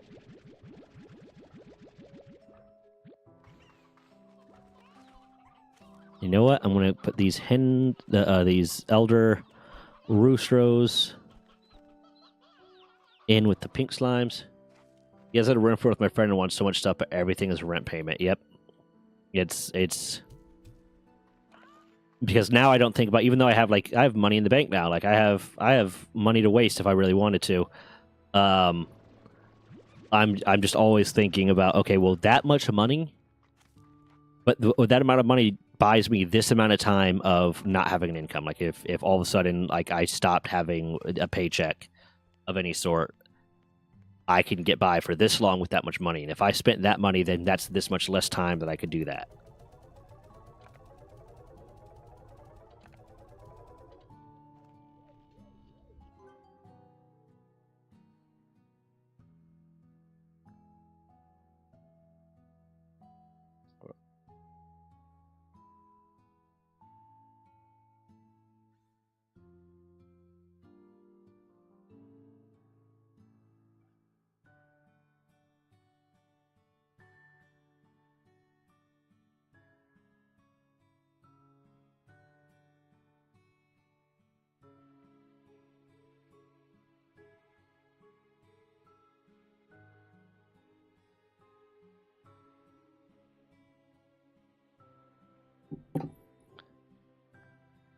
I wish I had done the military smarter when it came to like saving money and investing and stuff like that. But like I had intended to be in for 20 years. So like when I was first in, and they're like, oh yeah, you should be putting this much money in.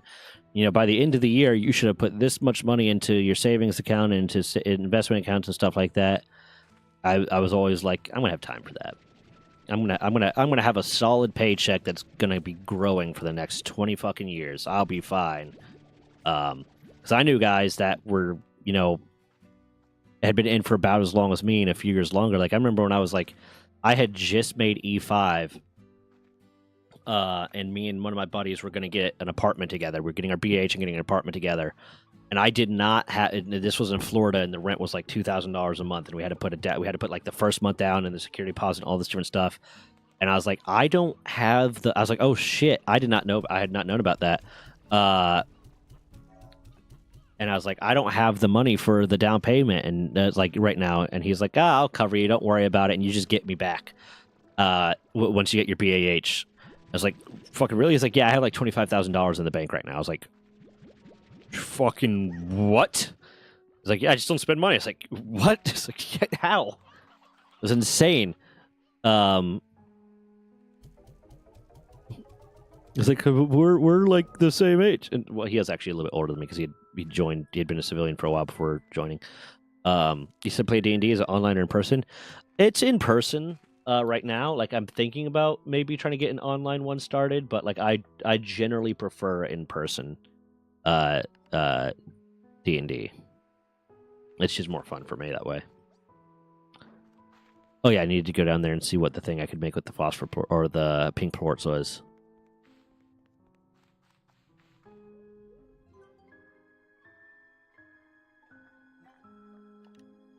Art module. Ooh, I can get a tank booster. That's actually super useful. I don't need the water tank yet. Where's the extra tank? I don't have the stuff for that. Tank booster's good. And then eventually a heart module, but I don't really need to worry about taking damage too much right now. Things are fine for me.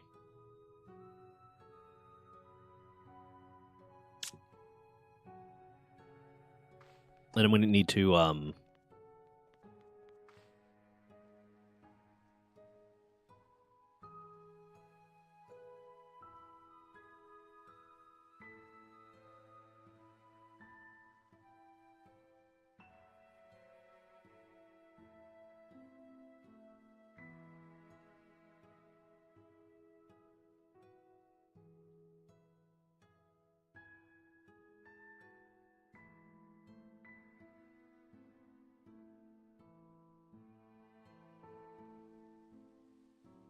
I'm almost saying.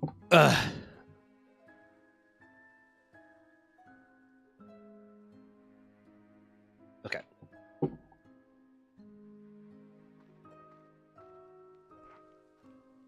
I do D&D over Discord some hour away from most of my family. Only my bro is out of state in Colorado till hopefully next month.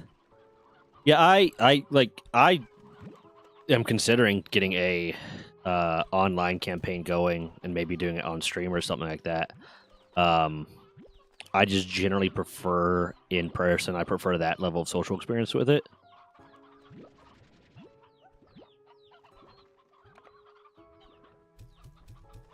I never played but wants to. I've been trying to figure out who plays around here, but I'm still new to the area.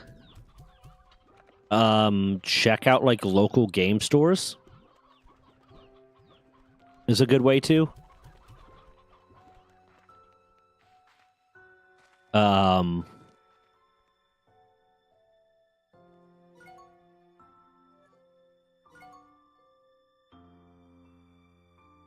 That just reminds me, I haven't talked to one of my buddies in a while.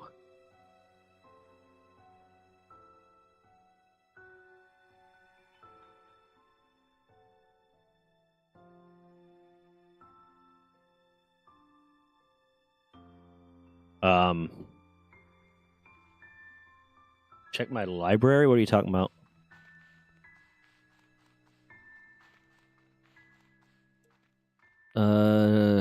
My brain is fucking frozen right now.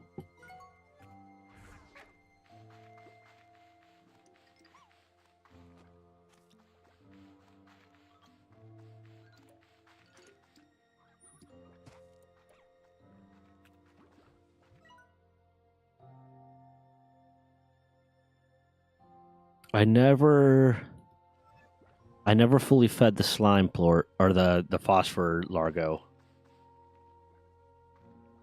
Oh, you mean like check the local library for a place like that? Yeah, I know we have a group that uses one of our local libraries and hosts game like just board game sessions for people, which is kind of cool. I've been meaning to go, but they do it like once a month and I'm never free when they do it. So that's a cool place. Local game stores. There's probably like you could probably Facebook group for your area. But then it's a matter of okay, finding people who play and then finding people who play who have the same vibe about it as you. Because people play for different reasons and people play with different styles. And people just have different energies, and some people are toxic, and some people want a completely different thing out of it. What I always like is when I have, and right now the way we're playing right now in my group is we have rotating DMs. So like one person will host effectively a one shot, and it might be a one shot that takes multiple sessions, but one person will host effectively a one shot, and then then someone else will host a one shot, but we're all playing the same characters. We're free to change them if we want, but they are like a growing series of characters kind of thing. But I don't have any chicken for you.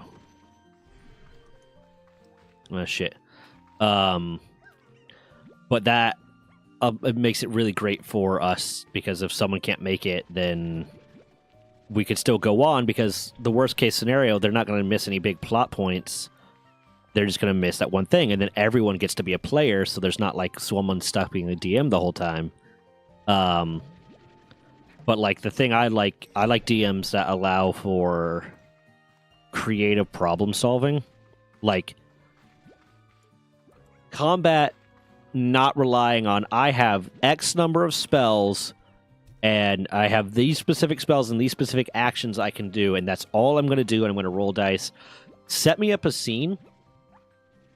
Set me up like a cool, interesting thing that's going on, like, and allow me to manipulate the world around me. Like I had a session one time where I was playing a warlock, and the DM had set up well enough, like the exact layout of the building. So I basically lured a creature underneath a chandelier, and then shot out the chandelier, so the chandelier fell on him, and he was like, "Okay, cool. Let's see how much damage that does," and shit like that. Okay, have fun walking dog.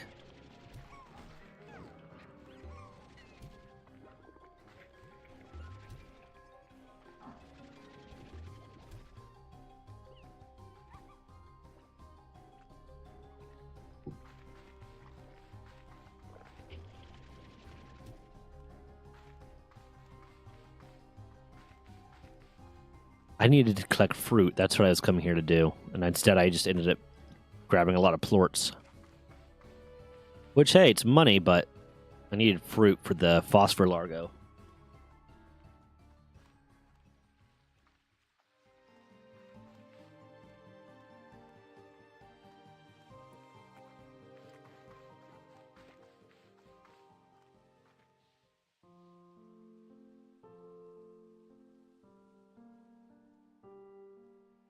Someone messaged me?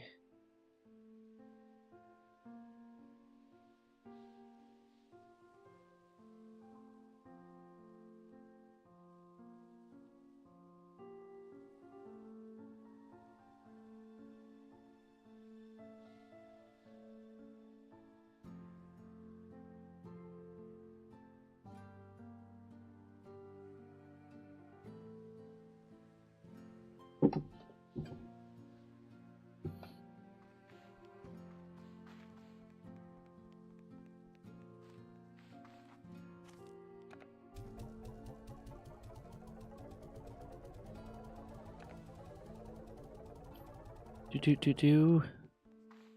Okay, I'm going to sleep until morning so I can hopefully get the cube berries from my tree. Nope.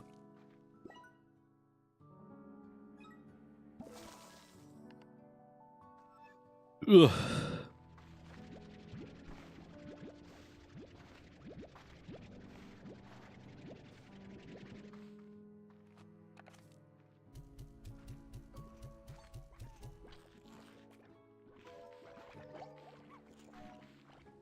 Oh shit, that's a lot of plorts.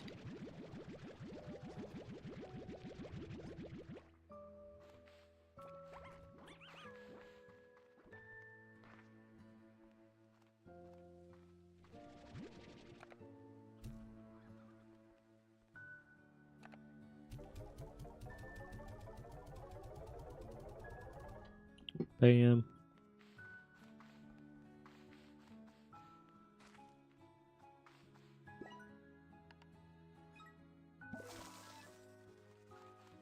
Okay.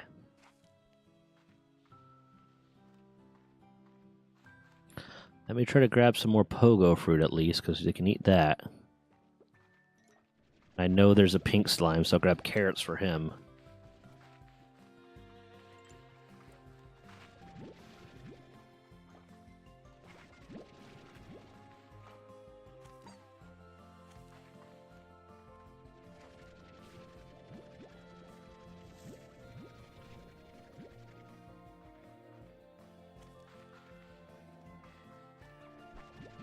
Ooh.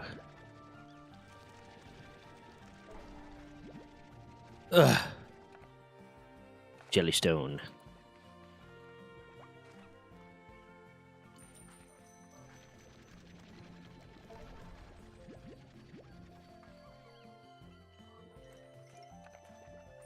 I don't have any... Well, can I use a carrot on you? Or does it have to be meat? I think it has to be meat. But where the fuck did you go? Okay, they're gone.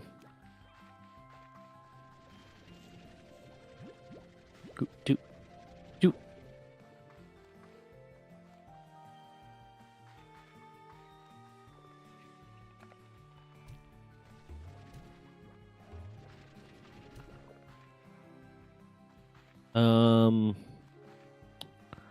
Still need more fruit.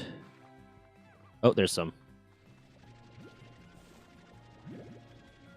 I think I need 25 for that one, but it might be 20, so I can go check real quick.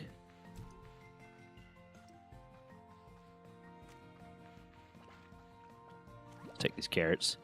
And there might be... Nope. Well, that won't be smart.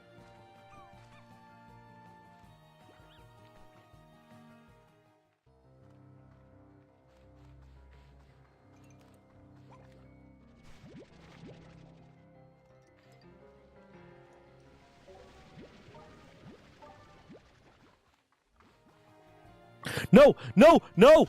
Fuck!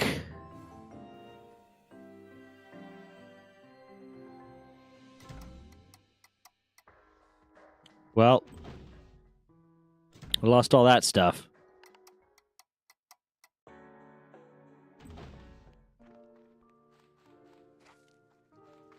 I can take these. I can still get the phosphorus slime. I'll use those on the pink slime, although since he's a pink slime, he's not going to get double effect from any of them.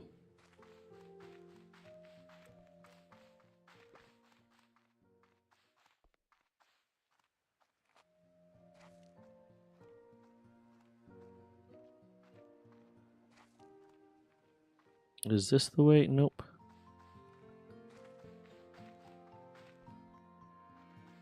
There you are.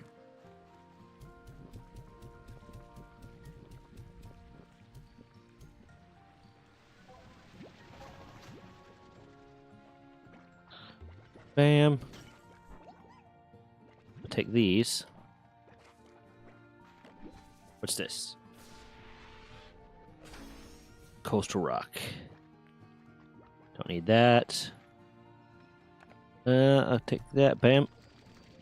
I'll take a tabby plort when I come back. That strange diamond's always useful. I think that's the one that's necessary. I'll toss this so I can grab some jellystone. I think the strange diamond's the one that's required for, like, every single portal.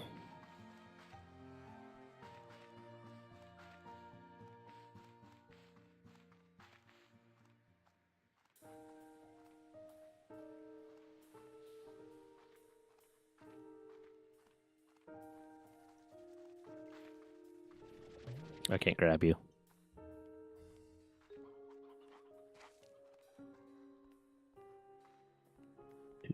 do do do do do. Bam, bam, bam, bam, bam.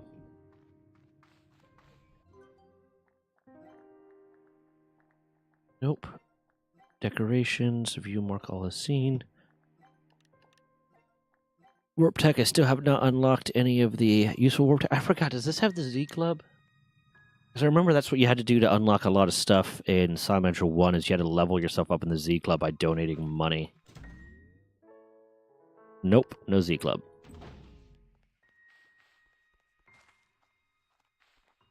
Okay. Since it's a pink slime that I'll be going for next, and just any food will work fine.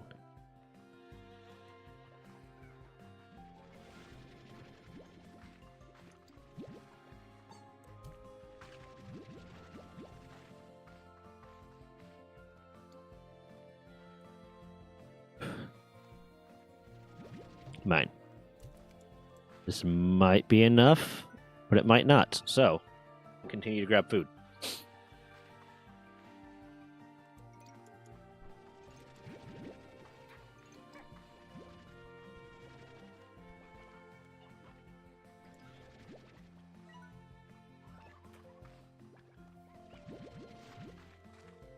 Okay, this will definitely be enough.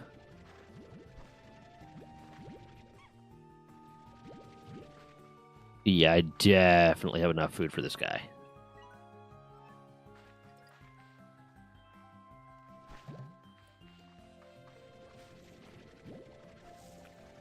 Let's go. Did I just see a Roostro get kicked out? Nope, apparently not.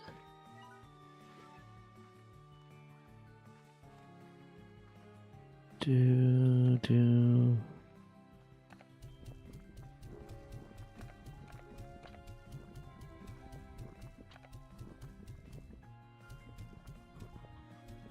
Okay, I needed 30.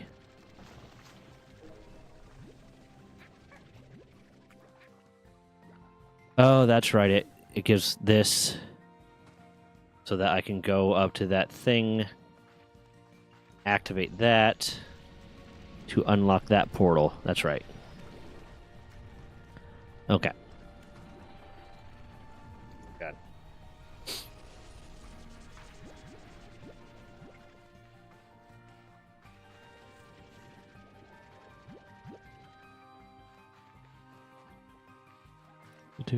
Do. Is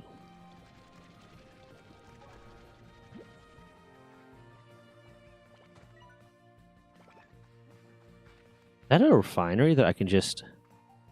Oh, shit!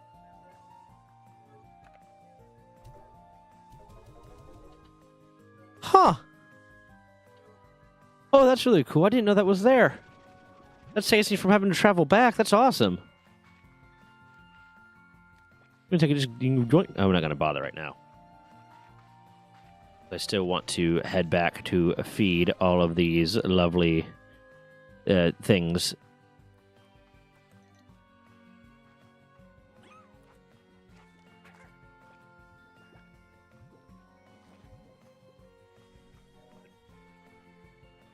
I have like it's a mustache hair that is going up into my nose, and it is bothering the shit out of me.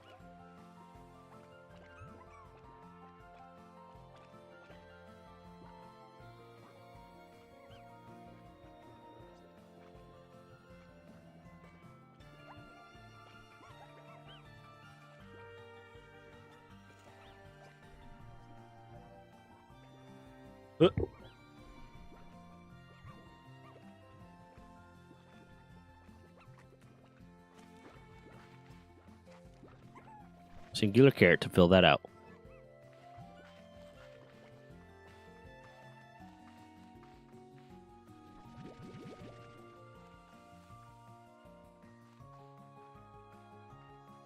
Dun, dun, dun, dun, dun, dun.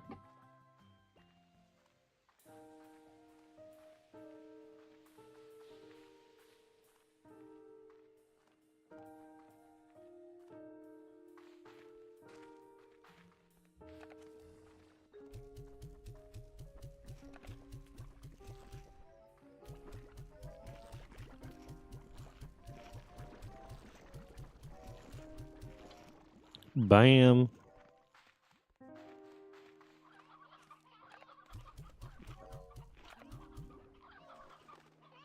Let's just go ahead and take a fuck ton of you guys. Clear this space out a little bit.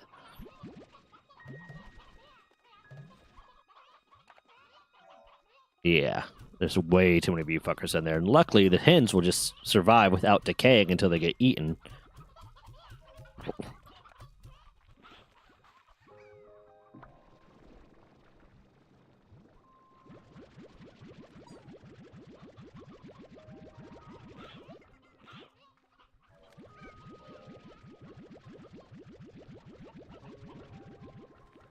Bam.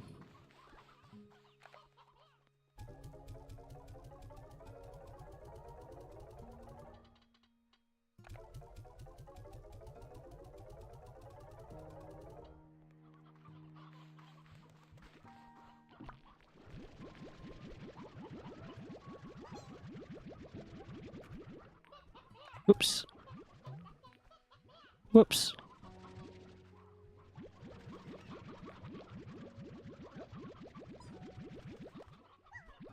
Okay.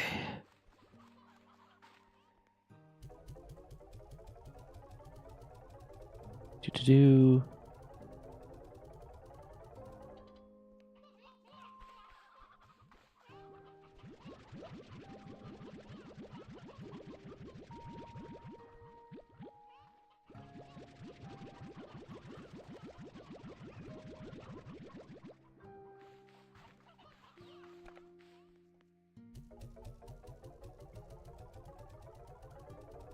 Do. Yeah. That's good. You got that all upgraded. I can get you all upgraded. Now I'm going to get another garden that will be fully upgraded and ready for whatever the next thing I need. And then I'm going to have a corral created and fully upgraded for whatever the next thing I need. And then, where's my internet? There you are. I should probably start installing music in some of these, but right now none of these ones are too angry, so it's fine.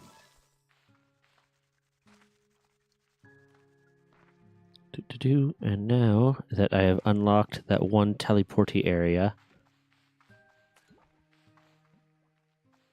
it is time to go and do some teleporties.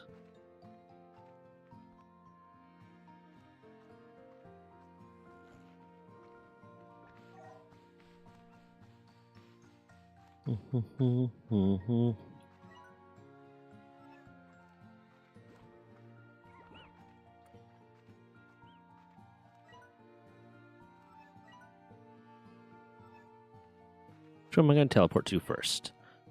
Let's go this way.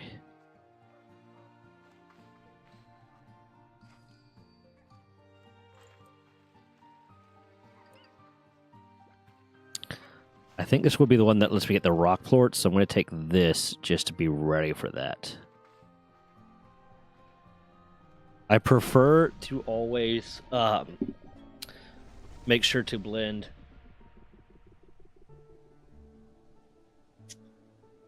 predator slimes with either a vegetarian or fruitarian slime. That way I can always easily grow the food. Although in Slime Rancher 2, chickens do grow, or the cluckos, I think they call them, or what do they call them? I don't remember. The chickens, the hens, they call them hens. Do grow a lot faster than they did in Slime Rancher 1. In Slime Rancher 1, like it took forever for them to grow. Um,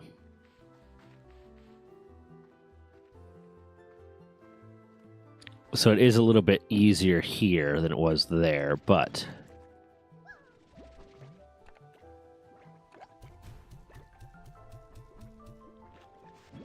gonna need that. But I prefer as much as possible to make sure that the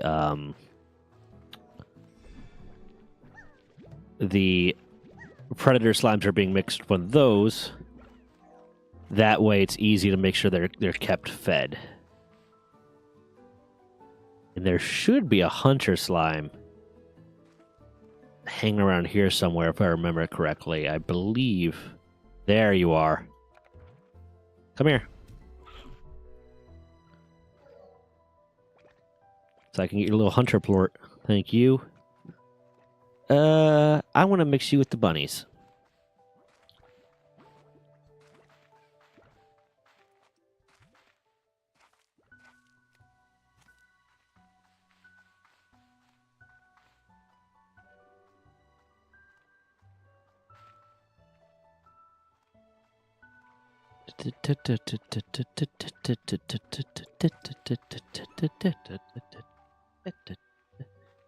Mostly because I think it's funny to mix the most aggressive of the predator slimes with a bunny. Although in Slime Rancher 1, the cactus ones I think were super fucking aggressive, and they were herbivores. They were vegetarians. Vegivores.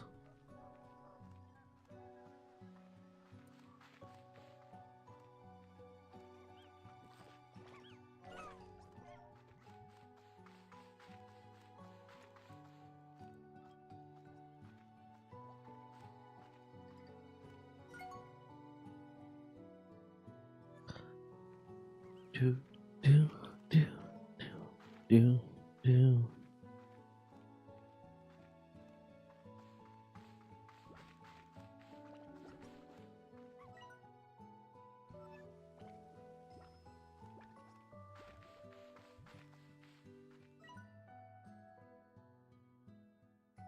Da, da.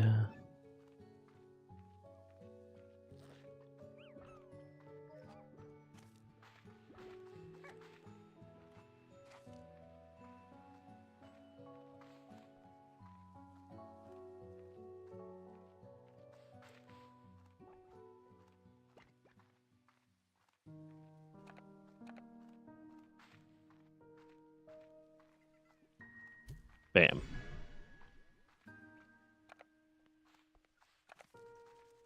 Bam. Bam. Doot, doot, doot.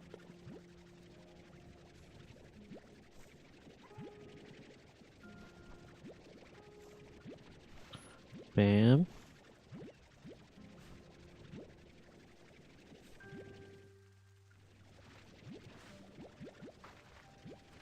I'm debating whenever I get the Tanuki slimes, mixing the Tanuki slimes with the phosphorus slimes just to double down on the level of needing to be out of the sun.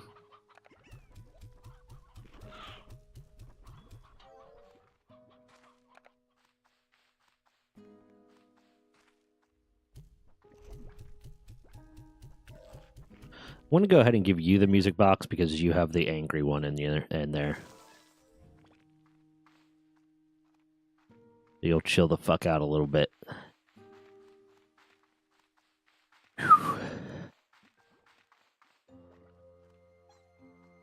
I don't know if there's one that I really want to mix. If I'm going to mix one with the pink slime, it's going to be the one that's a veggie or fruity. Because the pinks don't have anything special, and I want to make sure I can get double resources whenever possible. Double plorts whenever possible.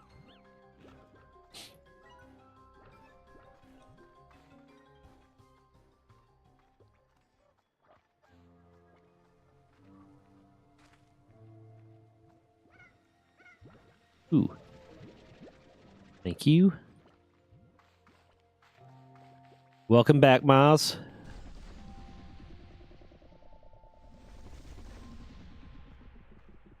He might have asked already, but I don't remember. What branch were you in?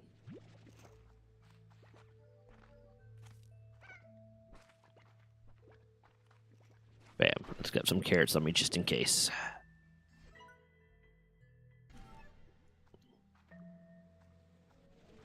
Honey, or a bit buzzwax is always good to have.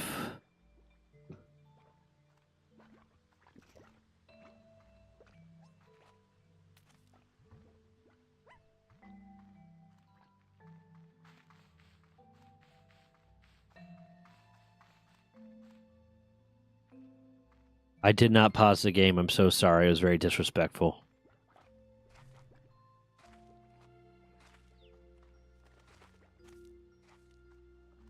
I'm not kidding. I have legitimately had people kind of get upset at me for continuing to play something when they had a like they're like, I'm going to be gone for 15 minutes. It wasn't continuing to play something. It was continuing to tell a story because it was like a lot of my YouTube stuff is me telling stories, especially about like military time stuff. And like I said, okay, this was one that I'd been kind of hyping up for a while. And they had to leave for like 15 minutes, but I was already like in the zone. So I was like, okay, see ya. And I continued to tell the story, and they were upset. I was like, it's going to be posted soon. Don't worry. Don't worry. It's going to be posted on YouTube soon enough. Yeah, I don't post the Twitch VODs, but I mean, with any of the story stuff, I do have a channel that's going to be being used for VODs, but we haven't really like posted anything there yet, except for one or two things. Because effectively what it's going to be is you got nearly nabbed by the army at college today. Don't do it. But no, what the VOD channel is going to be is the segments of stream that are going to be turned into Let's Plays are just going to be the Let's Play. It's just going to be the edited Let's Play. It's going to be posted on my main channel. But then the VOD channel is going to be used for like segments of stream that aren't going to be posted, turned into Let's Plays, just like unedited and segmented it out into whatever the thing was. So like the stream might be 8 hours long, but I might play 3 games on it, and one of those 3 games might get turned into a Let's Play. The other 2 will be posted on the VOD channel. Yeah, what branch were you? Were you Army, Miles? How you doing, Safety? And here's the thing, I've said it, and I even have, but Corporal Muscle Mommy said I'll get an extra $4.50 because I speak Russian.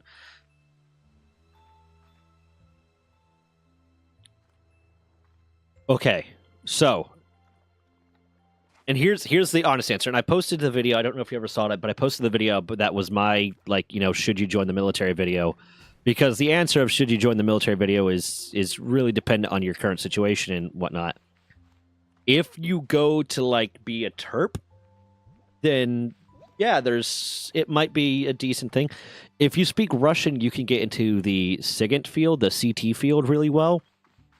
And just be a CTI, be an interpreter. What that will entail would be a lot of sitting and listening to shit and interpreting it.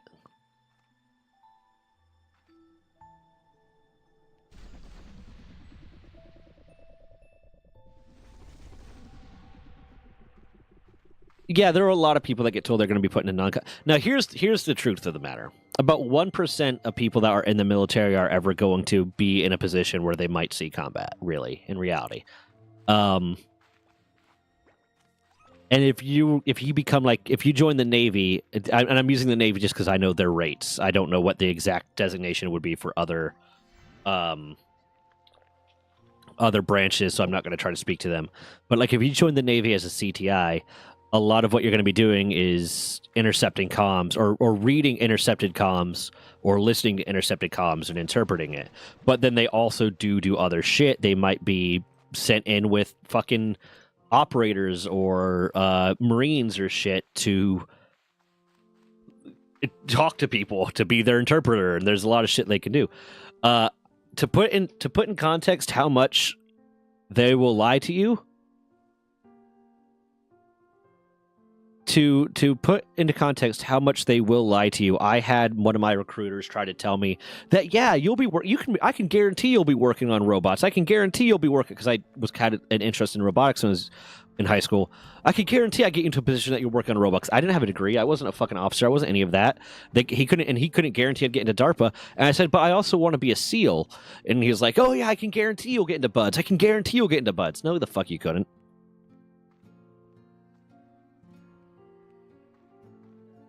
Or you don't use it at all, and they put you somewhere you never want to be doing what you want to do. Yeah, there's the big thing. Like, if you become a CTI, then yeah, your job is interpreter. But what if and with Russian, luckily it's not one that's likely going to become unpopular anytime soon.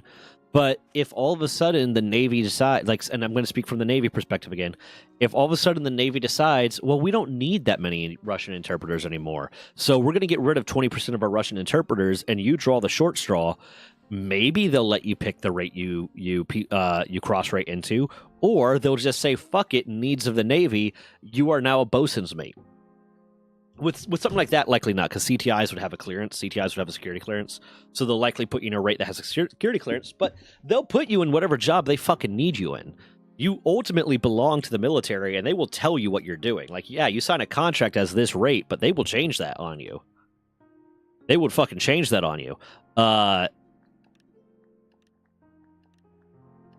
So that's not something you can rely on them following honestly, unfortunately.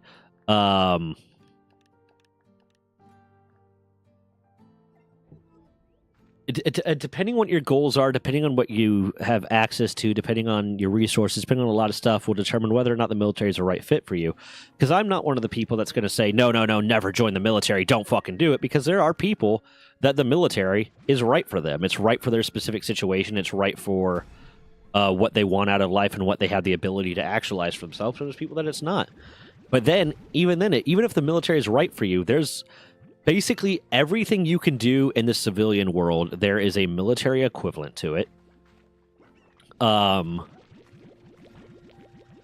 then some. And then there's some stuff that you can't really do in the civilian world that there is a military equivalent to, that there is a military job for. So make sure you pick the right job, but don't just pick the job based on what the job says. Pick the job on what the actual job is going to entail from a military perspective. Because say you joined the Navy as a CB and you wanted to be a construction mechanic, because that's the equivalent of being like a mechanic on a mechanic for in the real world. But also, because you're a CB, it also means you're going to be dealing with military bullshit. That's just a given. But it also means you have to know you're going to be going into combat probably. There's a good chance you end up going into combat, because the CBs deploy with the Marines and help build the base. But that means that the base isn't built yet when they get there. So they sometimes have to be in combat defending. So it's just because like the job is one thing does not mean that is what you're going to be spending your whole time doing.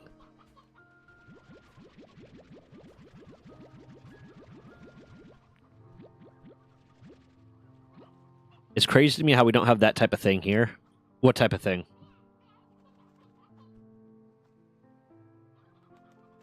In all fairness, the fact that they even considered the skinny kid for the fucking army is what made me realize they might be bullshitting a little. No, there's a lot of skinny dudes in the military, including the army. I knew a lot of skinny fucks in the army. All they give a shit about is if you could run fast. And you run fast, do a lot of push-ups, and do a lot of sit-ups, you're good. You don't have to do pull-ups in the army. You do sit-ups, you do push-ups, you run. The Marines do pull-ups. The Marines have to do pull-ups.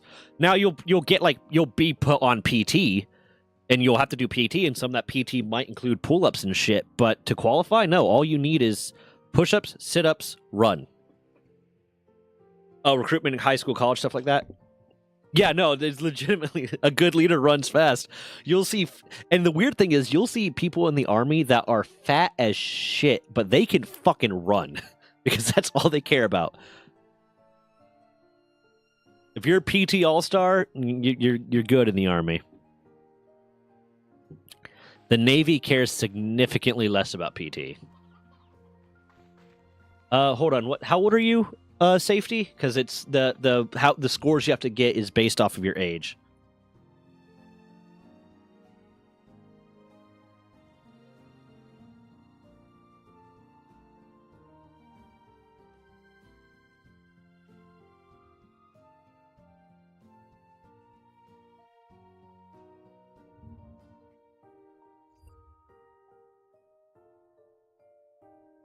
$19? Okay, so you're in the lowest score rank. You would have to do...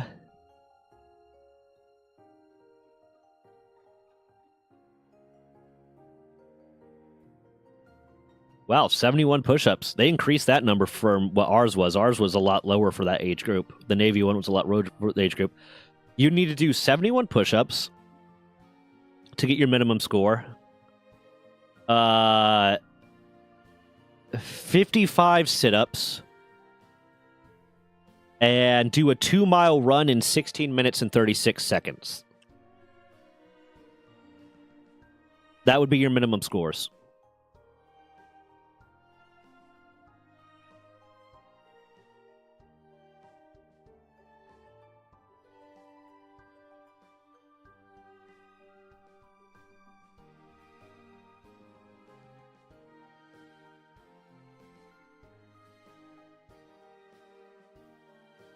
It's not hard. It's really not hard. Actually, hold on.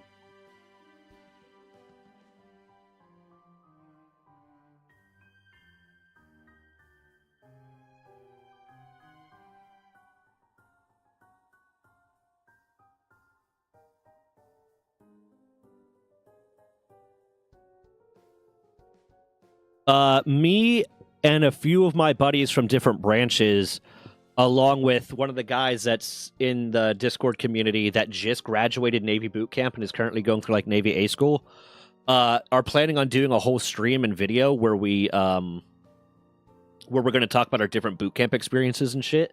Because I got a buddy from the Army, a buddy from the Air Force, a buddy from the Marines. I was Navy, and this guy just got out of the Navy, and then from different times. So, yeah. You can meet all the minimums and still fail, though. It's a score system for the AF, at least. Yeah, no, I was looking at the minimums. So for the Army, it's you must score at least 50 in each event. For the Navy, it was also a score system. Because it was a combined score to get what your overall score was. But if you failed any one event, you failed. So if you passed every event, you would pass, but you might pass with a minimum score, which meant that you would be put on FEP. You'd be like, you'd be known, like there'd be consequences to being on having a minimum score. But like for me, I got an excellent, which is the second highest score you can get in every single one of my things, because you needed like a 270 to get an excellent. Yeah, 270 to get an excellent, and it was combined total 300 that you could get, because I knew I was not a strong runner, so I would max out my push-ups and max out my curl-ups, and then do 70 score run, like a just good enough run to get the 270, so that I could make sure I got the excellent that I wanted to have, because I was not going to risk trying to push myself too hard on the run, because I was like, if I push myself too hard, I might fucking burn myself out. I'd failed the running when I was younger, since I'm not a long distance runner, plus my my asthma. Yeah, it's not hard for someone that has like is healthy, quote unquote. But if you have certain conditions, then yeah, it could be hard for you. Definitely. We'll see Big Goos, and what's up the Big Goob himself, Zach? Hey, what's up, Paul? How you doing, man? Air Force has 1.5 mile run men at 1550. Paul, you can't talk shit. You're a civilian, and you've always been a civilian. What is the Navy fucking scored now? For me, I needed to get at least a 1230 on a mile and a half. But I can't remember if that was because of the score I was going for, or if that was my minimum. Let me see. I used to be CFL for the Navy too, so I was one of the command fitness leaders. Here's the chart. Okay. The Navy also does their chart based off of the elevation you're at, which I kind of like.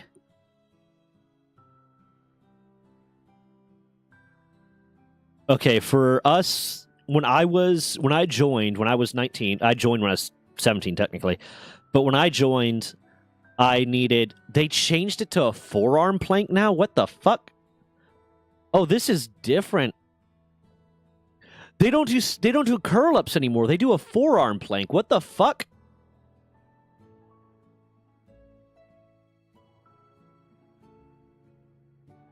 Okay. To get like the lowest possible passing score, I needed 42 push-ups.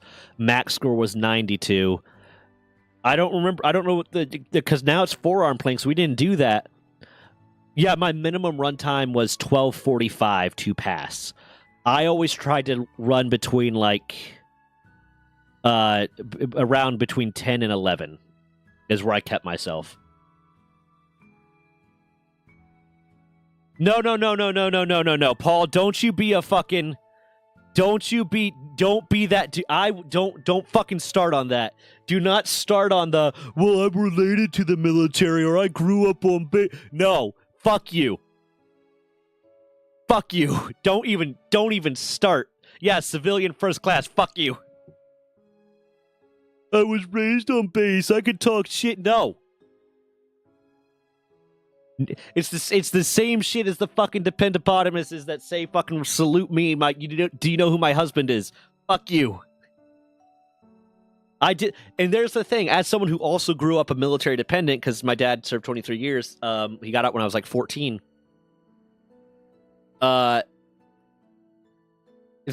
Being a military dependent, being a military spouse or a military child does take a toll on you. But the people who grew up military spouses or who were military spouses or grew up military children that try to stay, they understand what it's like to be in the military and understand what the military is like because of that. No, the fuck you don't. And I can say that as someone who grew up a military child and then joined the military. It's different. It is. I mean, listen. You go to a bar, and you're gonna get your ass kicked, man. It's entirely your call, but it is different. Because here's the same thing I've said to other people before. Because here's kind of the cool thing about like not the cool thing, but here's one of the kind of things about the military. And Miles, you can back me up on this. We will talk shit to each other, and here's how it kind of breaks down. There's like the Army and the Navy as the big ones, and the Army and the Navy will talk shit to each other. And then there's the Marines, and the Marines and the Navy will talk shit to each other, and the Marines and the Army will talk shit to each other. But if a fight breaks out at a bar, if you're at like a military bar and a fight breaks out, and it's Army and Navy fighting, the Marines are going to join the Navy to help kick the Army's ass, and the Air Force is going to join the Army to help kick the Navy's ass. And that's how it's going to go. But if it's any one of those groups and a civilian, everyone's going to fuck up that civilian. Everyone's going to. I remember one time, because we had a similar situation. I was at a thing down in Florida. When I was stationed in Florida, we went to like a lightsaber choreography class, and I went with one of my buddies from the Army. And me and him were talking shit to each other. Me and him always talk shit to each other. Pretty much every other word out of our mouth when we were together, especially if we're in public, was talking shit to each other about fucking... I was young and couldn't run as well as he could, but he was old and you know his bones were dust, and then talking shit about the military and blah blah blah. And I was talking shit. I said something along the lines of making fun of the Army because they need an SOP for everything, and he said something about the Navy. And then this one random dude that we didn't know but he was a civilian. We knew he was a civilian. Comes in and is like, well, you know, fucking in the Navy, you need to get your knee pads if you want to make any rank. And we both just kind of look at him. It was like, oh, what branch were you in? He's like, well, yeah, I'm a civilian. I'm in college. Oh, so you never served? Oh, so you haven't done shit? Yeah, so you don't even your knee pads won't even get you rank. Okay.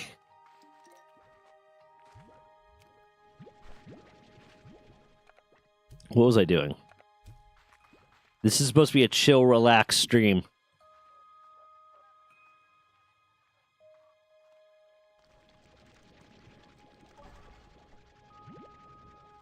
How dare you introduce rage? But how you doing, Paul? It's been a minute. We need to play something together sometime soon. I've been wanting to get back into Ready or Not, for sure. I haven't played Ready or Not in a while, but I want to. I still need to do the DLCs because there's been 2 DLCs that I haven't really. I don't know if I played through all of the first DLC, but I definitely have not even played the second DLC, and I've been wanting to play that.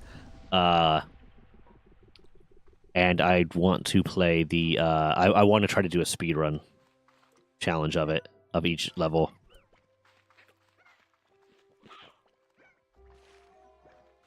Beatney sub. We got told we had this dude that was a collateral commando.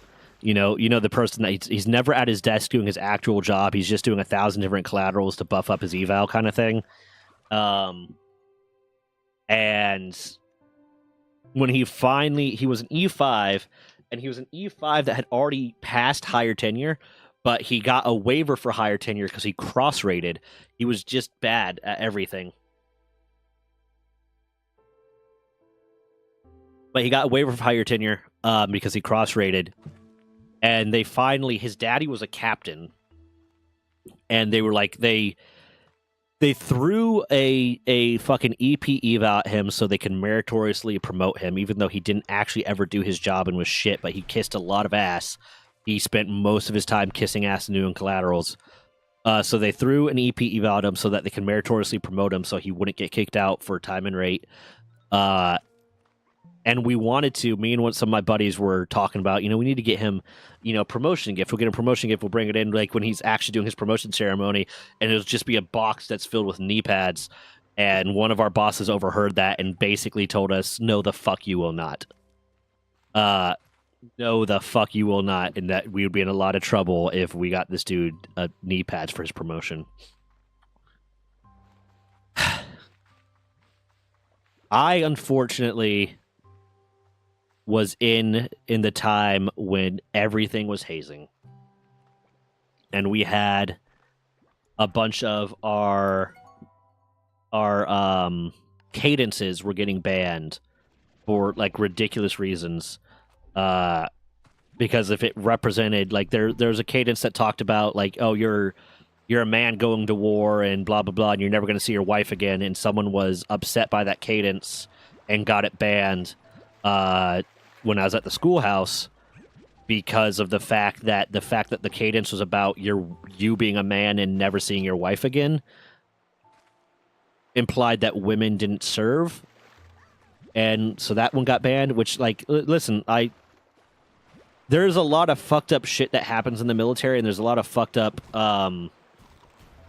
like, legitimately, like, no one's gonna lie and say there's not misogyny and there's not problems in the military.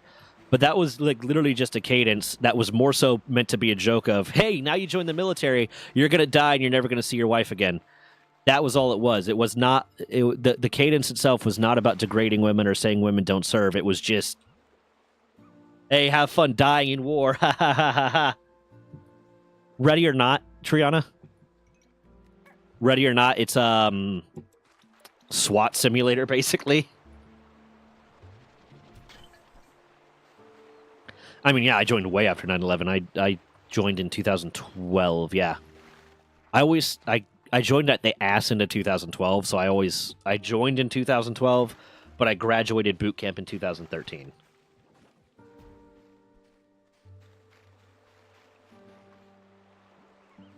Oh no, we had cadences about some dude fucking your wife. Yeah, we had cadences about your wife's getting railed out while you're busy at war. We had fucking like when we went to boot camp.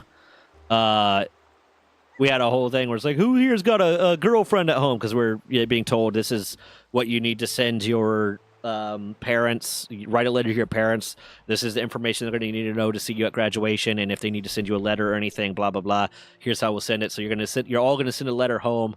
How many of you have girlfriends and whatnot at home or wives? And, raise our hand. Oh, I have a girlfriend. Oh, I have a wife. Oh, I have this. Oh, I have that.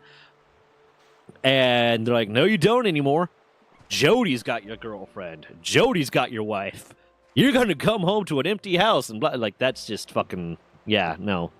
That was like first week in boot camp. They're talking about, yeah, your wife's getting fucked by someone else. And I remember being a young lad and thinking, no, my girlfriend would never. She would never. And then I found out a few months later, when I got out of boot camp, I broke up with my girlfriend because I realized we were going different places in her life and wanted different things and blah, blah, blah. And I found out later, like 2 or 3 months after I broke up with my girlfriend, I found out my girlfriend was 3 or 4 months pregnant, and I had been at boot camp during the time that she conceived. Yep. So yeah, no, Jody was fucking my girl.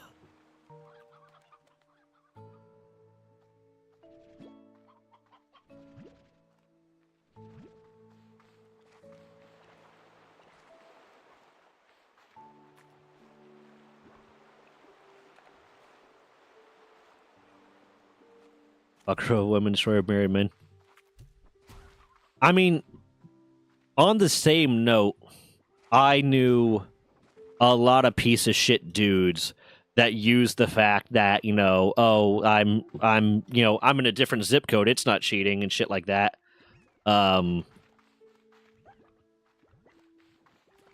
Yeah.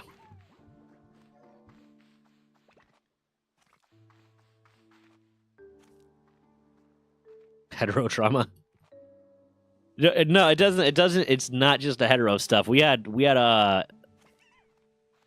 girl, this short girl, a sweet, adorable little thing that was a lesbian that was doing a lot of fucking around.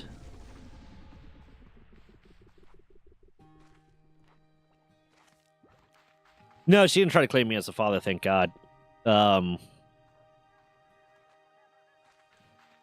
And the father ended up not being in the picture the last time I heard. I haven't talked to her in years because we broke up, stopped talking, started talking again just casually as friends and stuff like that, and then stopped talking.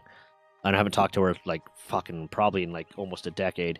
But the last I heard, the dad was not in the picture. He was kind of a piece of shit. But she was also, when I was in high school, I was super shy. I was not shy, but I was kind of like shy in that way, and I did not want to do the adult thing with her because I was nervous and I wanted to wait until marriage because at the time I was still like trying to be religious and blah blah blah, and she kind of pressured me into the first time that we did that stuff because she really wanted to do all that stuff. So, hold on. I should just mix you with you. Wait.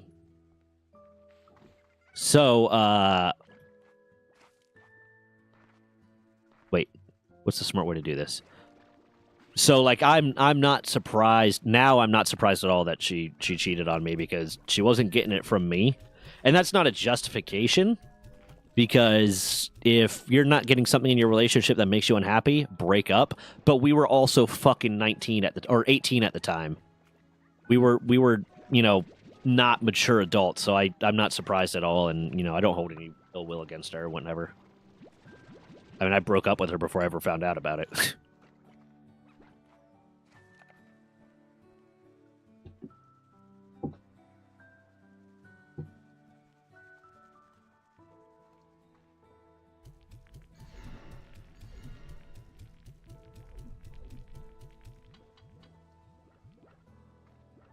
I'm gonna have to grab 3 of you guys because I only had 7 of those.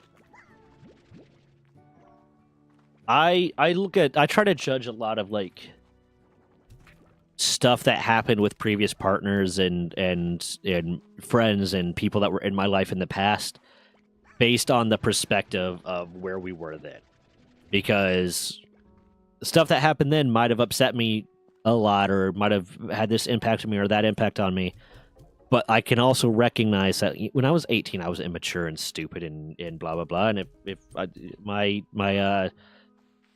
girlfriend at the time was doing shit that was immature and whatnot, and we should have just broken up, and that's on both of us, and I'm not gonna be super bitchy about it, and Yeah, I try to judge everything based on the perspective of the time that it happened and where people were with themselves when it happened. Doesn't necessarily make everything forgivable. It doesn't make everything okay, but it makes it easier to understand, and it makes it easier to be like, this is why this happened. And just because, like, my girlfriend when I was 18 was immature, doesn't mean I'm gonna like hold a lot of hate for them now because fucking yeah, she was immature. We were both immature. We were both like teenagers. Yeah, obviously. And the same thing with like I don't hold a lot of bitterness out of some of the stuff that happened with my my ex when I was like the girl I was dating when I was like 21 and 22. Because, yeah, she cheated on me. The only bitterness I hold with her is the fact that she gave away my dog. We broke up. She kept the dog. Next time I saw her to drop some stuff off at her with her, she had gotten rid of the dog. That I'm bitter about. But like the like kind of the way we were immature in the relationship and you know, the way we both, because we both mishandled stuff. We didn't communicate well. We kind of were more focused on making sure the other person's happy than communicating the things that we're upset about, blah, blah. So, like, I'm not going to... Now, if that happened now, like, if someone my age, no, I'm 30. Another fucking 30-year-old should have grown past that and should be better than that. But, like, I'm not gonna judge my ex 100%. I'm not gonna be super harsh with my ex about it because, yeah, we were all immature. We were all stupid. Everyone was stupid for a while in their life.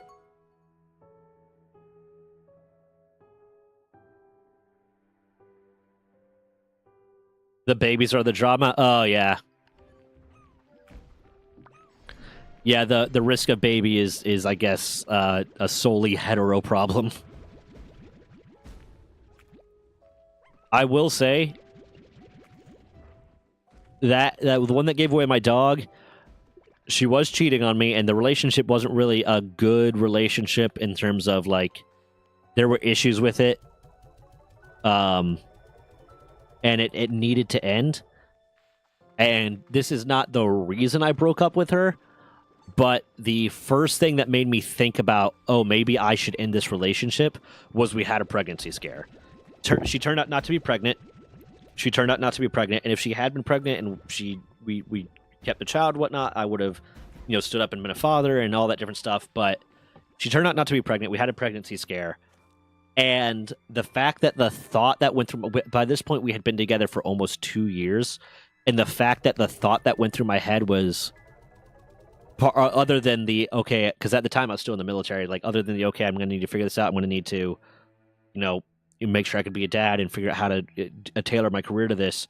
But the thought about her that came in at the moment was, I'm going to be stuck with her for 18 years.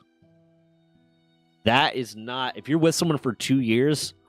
and the thought of being with them for 18 years is a bad thought, maybe you need to leave that relationship. So that was around when I started realizing, maybe I need to leave this relationship. So sometimes a pregnancy scare can help you because it makes you realize where you're at in the relationship. You start understanding how you feel about the person when the thought of fucking 18-year-long commitment with them comes into play.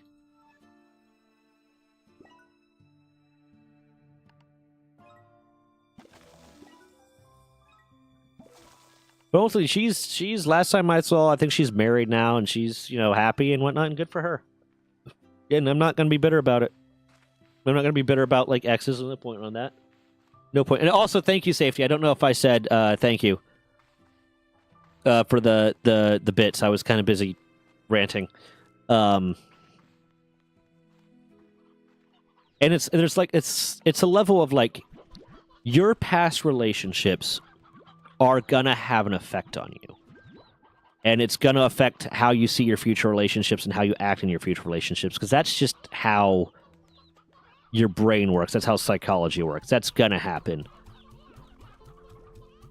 And that's important to understand. And that's one of the reasons why, like, I think it is important Because there's people like, oh, don't talk about your exes with your partners. Like, no, you need to talk about your exes with your partner to an extent, because your exes help frame and your relationship with your exes and how in whatever trauma that might have caused or whatever, like it's nuances or idiosyncrasies that might have caused is going to frame how you're going to behave in your current relationship. So that's important for your partner to understand. But after a while, you do need to be able to like look at it and say, yes, this happened to me, and it's going to affect the way I go into my future relationships, and it's going to affect me in some sort of way. But I don't need to dwell on hating this person. I don't need to dwell on hating this person. I just need to understand the effect that this person has had on me. Yeah, don't go with the, oh, my ex was better at this or that. That's not good. That's not gonna get you anywhere for sure. But yeah. But yeah, have a healthy discussion about it. And then there's also the level of recognizing, yeah, because of this situation as in with my ex, it's having this effect on me in my current relationship. But that does not act as an excuse for my behavior. It explains mental illness, trauma, all those different things are not excuses for behavior, they are explanations for behavior. And hopefully the explanation is a good enough one that the person that you're with or the person that you are had that interaction with that caused that whatever bad thing or whatever was that caused your reaction that needed you to give that explanation is understanding and can understand, yes, this person has been through this, and this is why they acted this way, and try to grow with you and try to help you through it. But one, they don't owe you that. No one owes you anything. No one owes you their time. No one owes you anything. And two, that does not mean you get to keep using it as an excuse for that behavior. You need to use that as an explanation and then grow and improve and say, oh shit, this is something that I react to in a way that is not positive for my partner or not positive for my friends or not positive in whatever interpersonal relationship I'm in. And I need to recognize that and use the fact that I recognize that to grow. And there are too many people that will use it just as an excuse, which is basically saying, it's okay that I acted this way because of this. No. You don't get to make other people the victim of your trauma. Or is it going to happen? Yes. And can you hope that that person is going to be understanding and recognize that this is because of that and help you get through it? Yes. But it does not give you an excuse to treat people however you want. And I've seen a lot of that, of people basically being, because of either this mental illness or this thing that happened to me or this or that, I am justified in treating you this way and acting this way and reacting this way. And it's not my obligation to change. It's your obligation to deal with it. And guess what? I'm not going to. There's if it's an explanation, if you're saying this happened to me, I'm so sorry that this is why I act this way. I'm sorry. I recognize that. It's something I'm trying to get past and be better. Then I will work with you. I'll be understanding, and as long as you understand that whatever was the reaction wasn't okay, and that you're trying to be better, then I'm going to try to be as helpful and as I can up to a certain point. But if you're saying I'm justified in treating you this way because I have this problem or this trauma or this whatever, no, I'm out. I don't owe you my time. I don't owe you the right to abuse me because in any sort of way, just because something bad happened to you or you have an issue that you are deciding justifies that behavior. I hope you find someone. I don't hope you find someone that's okay with being abused, but I hope better. That's another thing too, is for the most part with my exes and with people that were in my life in the past, that I had negative endings with or whatever, that I did not have a positive ending with, that had something bad happened, I don't wish bad on them. I wish growth on them. I hope they get better. I hope they figure out whatever caused them to behave in that way. I hope, like, just the same way, like, I wasn't always perfect. Like, I'm not perfect now. I'm sure there's stuff that I do wrong now. But it's a growing experience. And I just hope that people, for the most part, I hope that people improve and get better and become better. There are people I recognize that's never going to happen. Like, again, a narcissist is never going to improve. A narcissist is never going to get better, because growth requires admitting that you need to grow. Growth requires knowing that there is something wrong with you, or something that you are wrong about, and then taking that knowledge and deciding to change. And a narcissist is never going to admit that they were wrong. It's always going to be someone else's fault. That their reaction to your behavior is justified, and your reaction to their bad behavior is never justified, because they didn't do anything wrong. So those people that do particularly fucked up things and are incapable of admitting that they're wrong, I hope they get hit by a truck. But other than that, I just kind of wish growth on people. I wish improving and being better. Because there's no point in, like, if they get better, then as long as they are the way they are, there are going to be people that are victims of their behavior. So why would I want that to happen to more people when I'd much rather them get better so that more people do not have to suffer from their problems.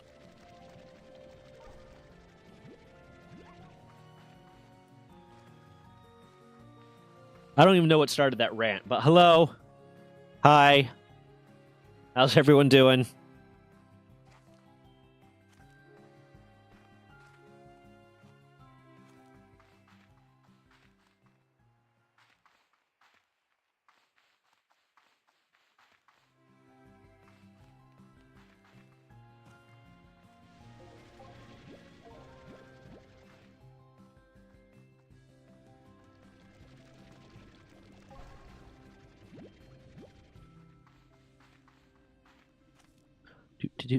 I need to get to, I think it's Boom Plorts. Why do I never have a chicken on me when you appear? I think it's Boom Plorts that I need to get. Oh, there's a chicken. Come here.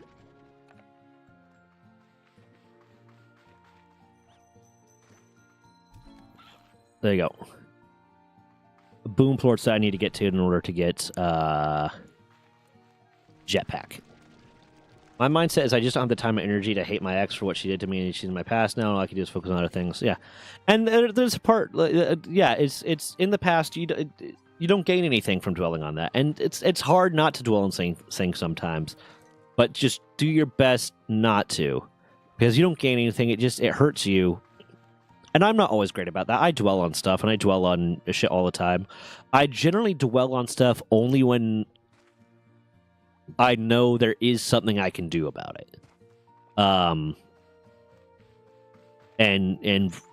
there's something I should be able to do about it, and maybe like I'm trying to figure out what that is or whatever. And then I'll dwell on it a little bit more, because now it's about taking action and figuring out the best way to take action. But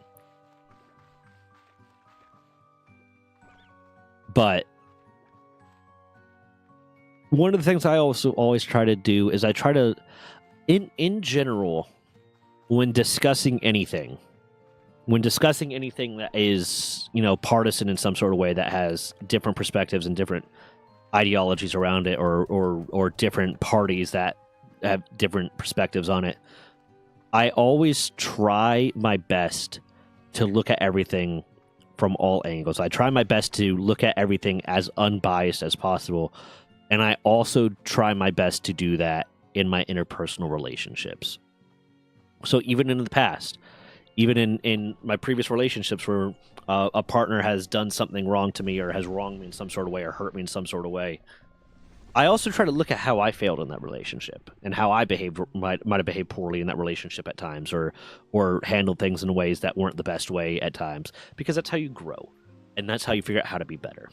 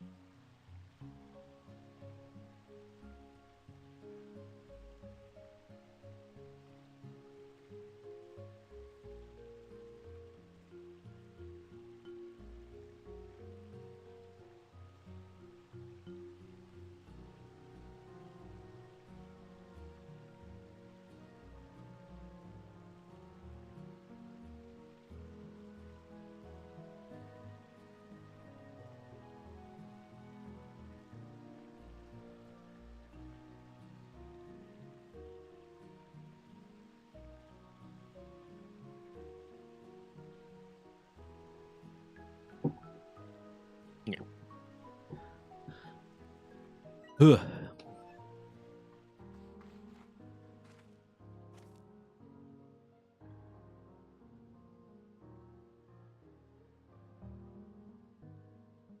Generally, the only time that I kind of like, again, when I dwell on the wrong thing someone has done, it's been if it's there's something I can do about it to stop them from hurting people in the future, kind of thing, or doing things in the future that are like that kind of thing. Other than that, it's not worth it.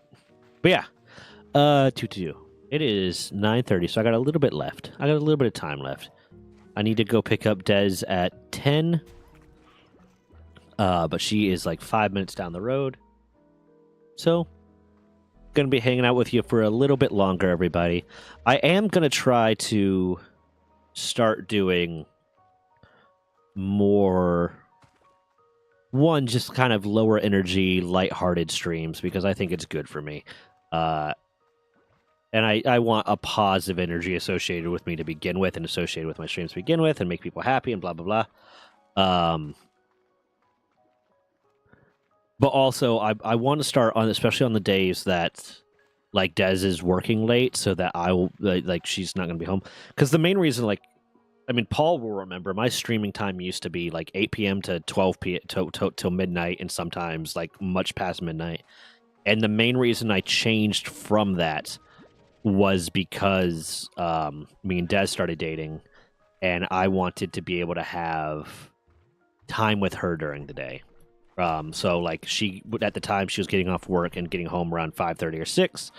So I wanted to like give her 2 hours to decompress and shower and do all the stuff she needs to do when she gets home from work, and then be able to spend the rest of the time with her. So now that she's got a schedule where she's often working till 10, I could start streaming until 10. And I'll probably, what I'll do is like around 8 o'clock. If I'm doing a stream till 10, around 8, or maybe 9, depending, I'll switch over to something that's lower energy and more lighthearted and shit, and do a cozy little ending to stream to make it more relaxing for everybody.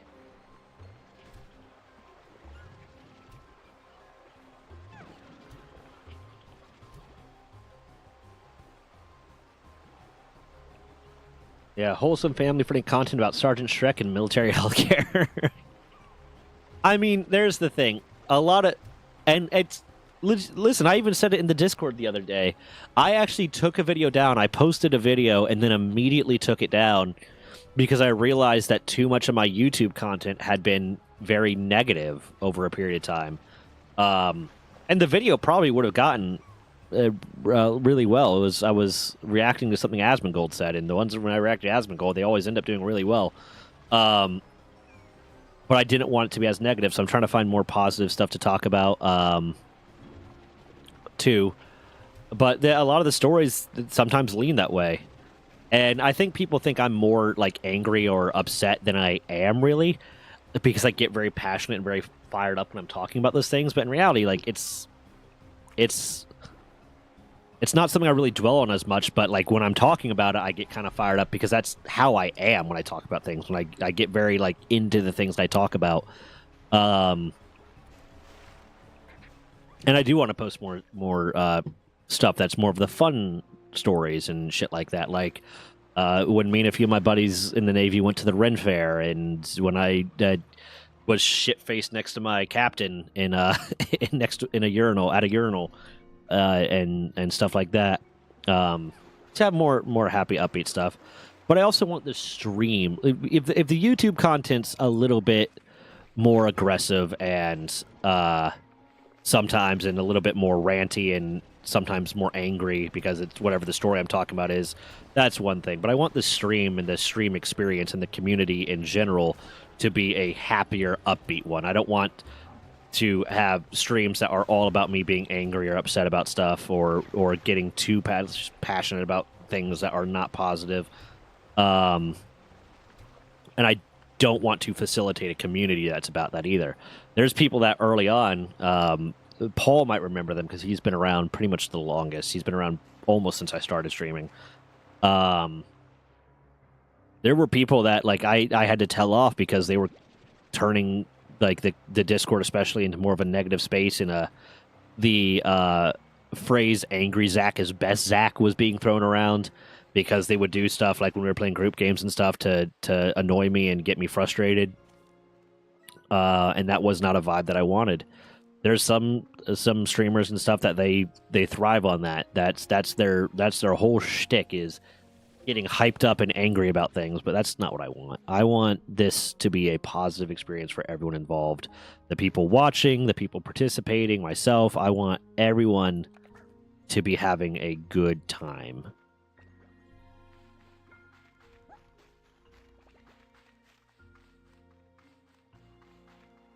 I need to keep all of this.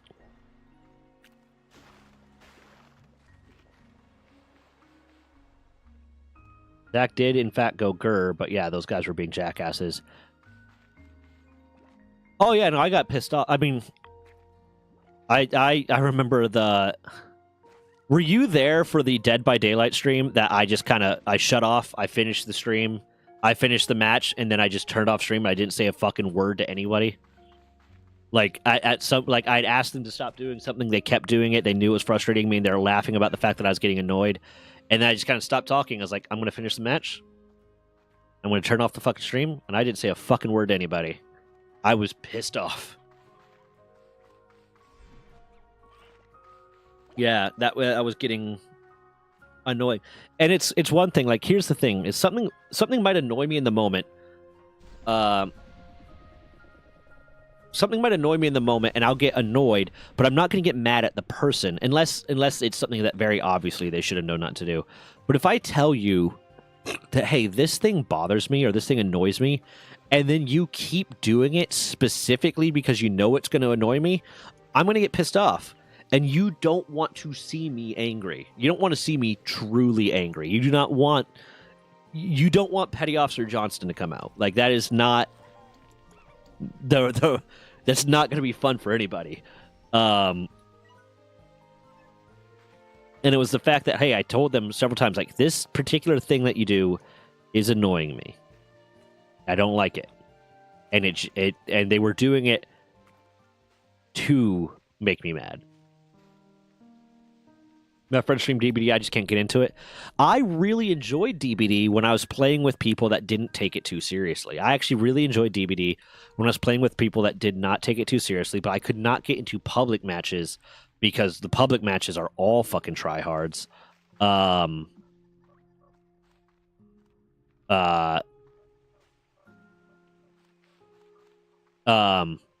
And then very recently, actually, Paul's aware of someone that I kind of told off, and he left the community of his own will, but I told off for being a negative influence.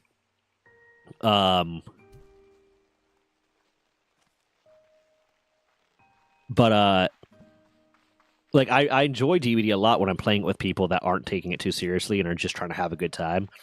But then there are a lot of, and I can't get into public matches because there's a lot of tryhards. And then there are people that when I was playing with them, like casually, just trying to have fun on stream, kind of thing, that were being real tryhardy about it. Like that's not what this is about. This is just supposed to be fun. We're not competing. There's no cash prize. There's no leaderboard. There's none of that. It's just have a fucking good time and have fun. And this tryhardiness is not fun. If that's what you want to do, you go ahead and do it. Just not with me. I'm going to mix the ringtail with the phosphorus slime because I think it's funny.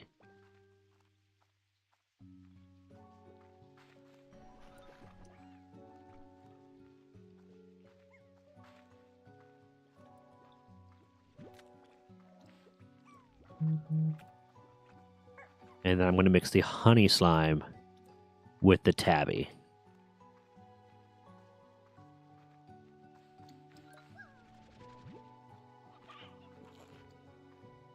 Those are the only real 2 times I can think of that I had to like tell someone off in the community, because for the most part people are fine. There's been like individual times when someone's popped in and immediately like they were a problem, I got rid of them quickly, but those were like the only times I can think of that I had to tell someone that's kind of established in the community off for the behavior.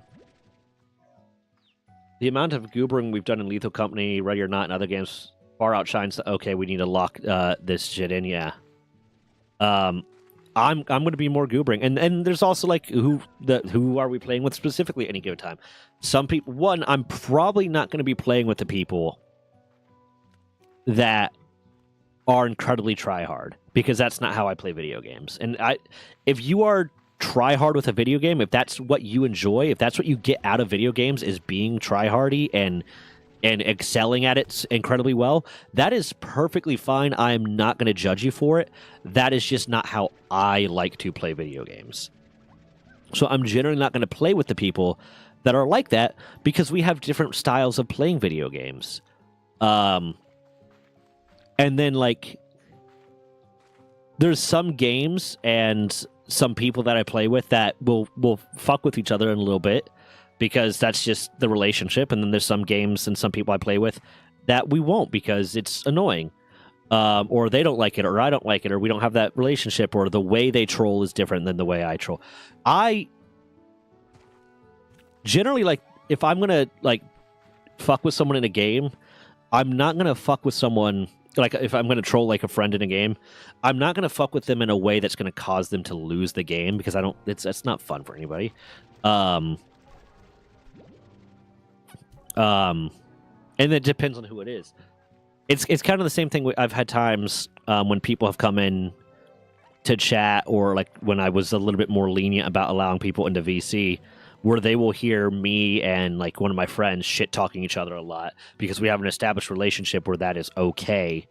And then they come in and they're a complete stranger basically, and they're shit talking this person. It's like, you don't fucking know them like that, man. You don't have that relationship. That is, no, stop it. Yeah.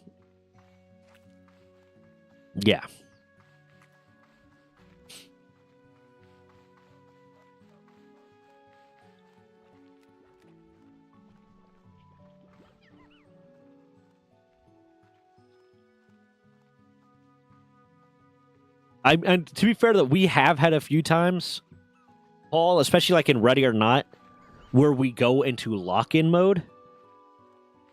I mean, I might try to do a community repo. I used to do community days. Like, Paul was around for when I had a community day every Sunday.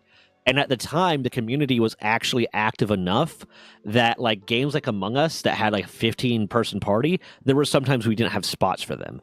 And when we're playing Jackbox party games and stuff like that, where it has like 8-person or 10-person max, we would have to have people cycle out and take turns because there was not enough room for everybody. Which was a lot of fun, and I want to get back to doing community days again. It's just hard to get everybody organized for them. People got lives and shit. which is lame and gross, and they need to stop. But I might do a community, a repo community at some point. I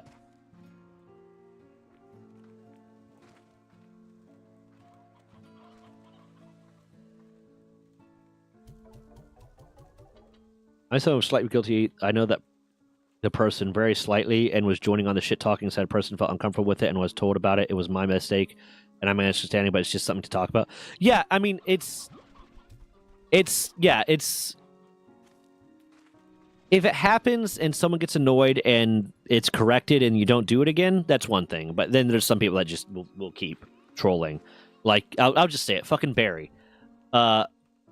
Barry, who used to be in my community like over a year ago at this point, was one of the ones being a proponent of the angry Zach is best Zach mentality, and would intentionally, anytime we did a group game together or something like that, go out of their way to try to piss me off.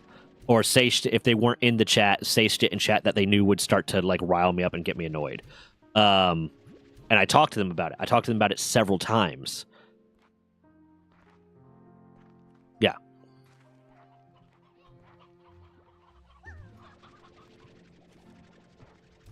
I mean, I might try to. We got enough people that are active enough in the community again that I might try to start doing community days again.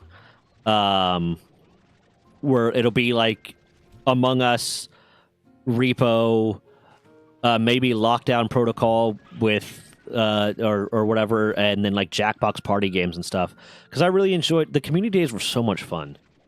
I really enjoyed the community days. It was a good time, and I might try to start doing that again now that, because one of the reasons I kind of stopped was, one, I just started getting to the point where I was streaming less because I was just tired and exhausted and had other shit going on. And then it kind of died down and people were less available and shit like that.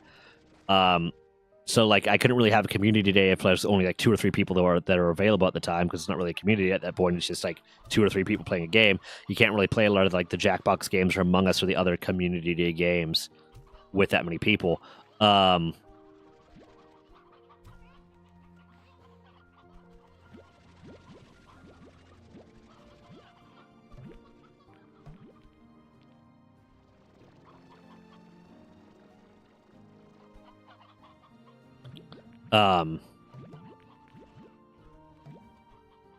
Yeah, whatever I just said, something.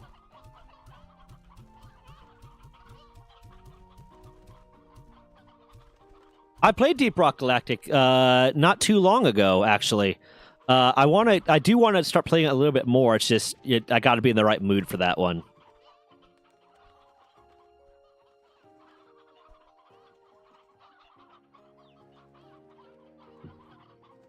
But yeah, no. At the very least, like I want to try to do another community or something that's, the party games like Jackbox and Among Us and shit like that. And maybe if everyone has Lockdown Protocol, we can do Lockdown Protocol or some of those other big group games. Maybe do a community day Repo. I don't know how well Repo will go with 8 people. Don't know how well that'll go.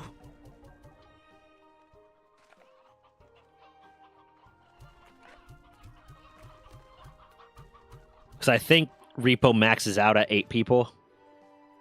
What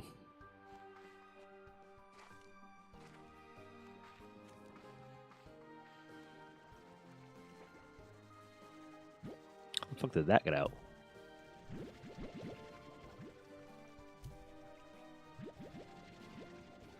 Max 6? Yeah. I might just do it, not even as a community. I might just do it as a thing one day of trying to get a 6-person party for Repo and see how well we do. What the fuck? How did you escape? Oh, you guys are just pissed off because you're not getting fed. Got it.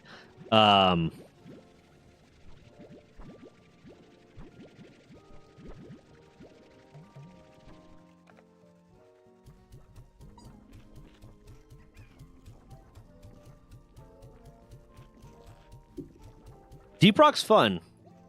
Deep Rock is a lot of fun for sure. I have too many servers right now. I have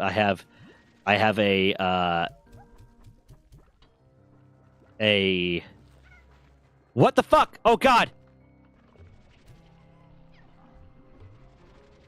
I have a Power World one and I have a No. Okay, you guys need to fuck off. I have a Power World one and I have a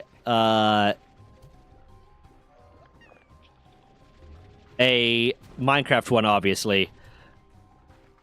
But that is, like, legitimately, that's one of the things I've said I was going to do. Like, as I grow, hopefully, I want to start more and more, like, community servers for just different games and different stuff. Just because, like the one I've said before, one of the biggest things I'm about is building the community and building a community that is, like, pseudo-based around me, but that is more based around the concept of people meeting people to play games with and hang out with and have friends and shit like that.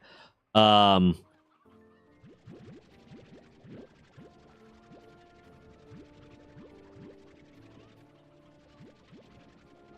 more servers and stuff will work really well for that.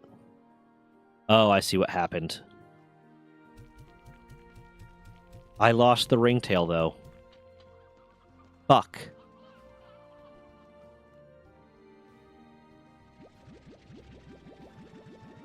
I need to go find another ringtail.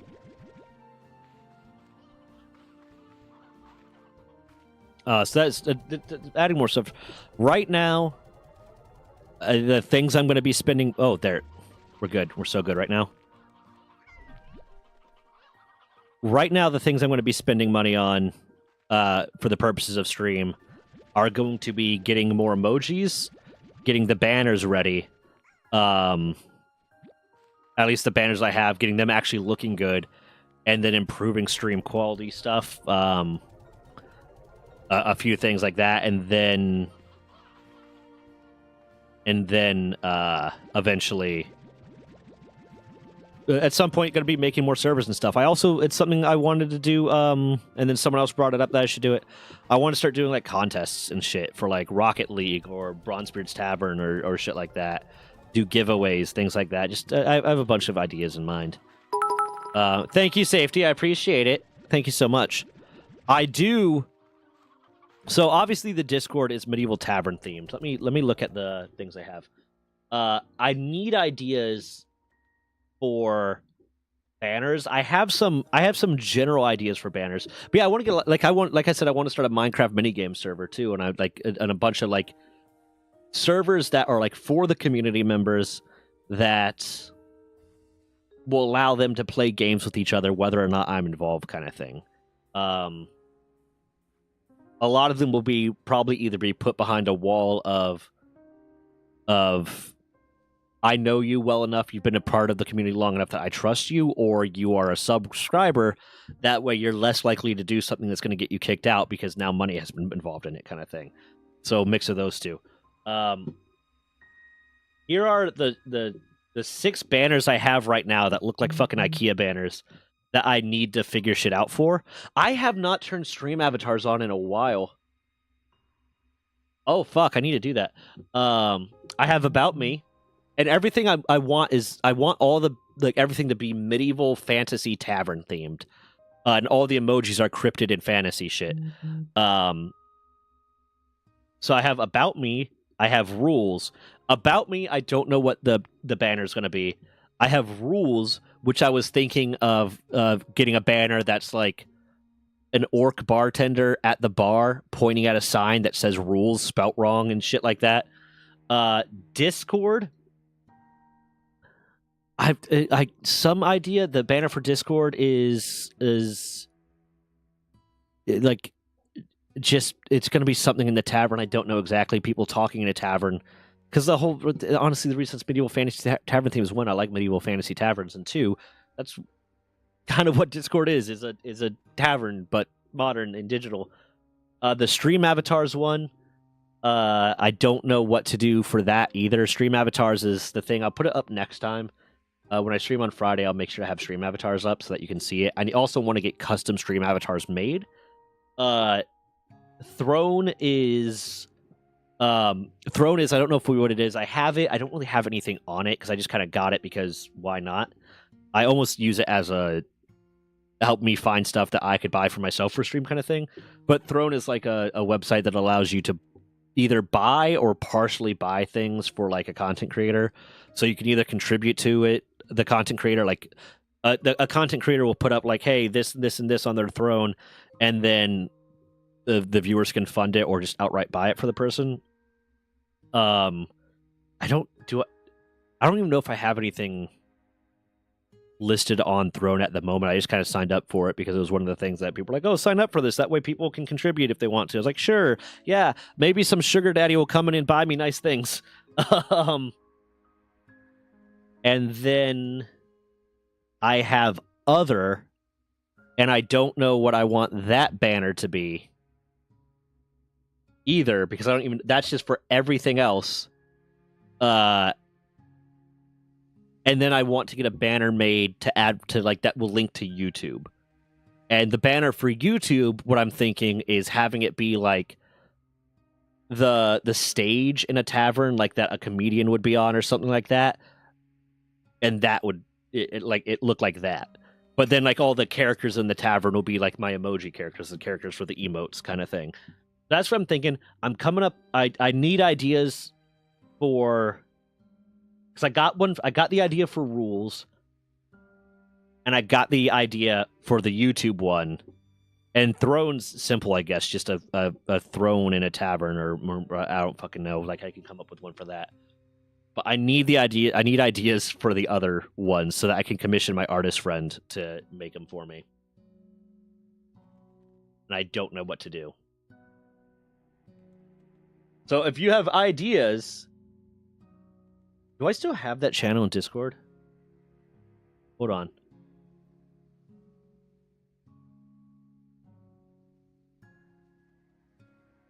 I have the bounty board, but that's for me to post. Well, that's not even for me. The bounty board is the one that if you're trying to commission an artist, you go to the bounty board for it. But I'm the only person that's ever posted there, but not for ideas. I honestly, like, the community is small enough that if I say DM me your ideas, it's not going to be an influx of people. But if you have ideas for the banners, DM me, and I'll see if I like them. And then, like, not, like, I'm not asking people to just draw them out for me and give me them. Like, but if you have, like, an idea that I can tell my artist friend for what to do with those banners, because that's something I've been wanting to get updated. I've been wanting to get more emotes drawn up, and I have ideas for some of the emotes. I want to do for a while. I had an idea for what I was going to do for the raid signal, but I can't really do that one anymore. But I'll come up with one.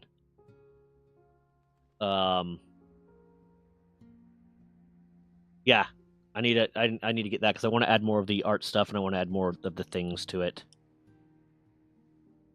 But it is 9:56. I have to go. I need to find someone to rate. Oh, there's I haven't rated Justin a little bit. Everybody go say hi to Justa. And I might be streaming with him on Friday because we're going to be playing. We might be playing a game together. But say hi to Justa for me, and I will see you all Friday. Hopefully, I really enjoy having y'all out and talking. It's always fun for me when I can talk to chat and interact with people, and I appreciate it. Okay, love you all. Bye.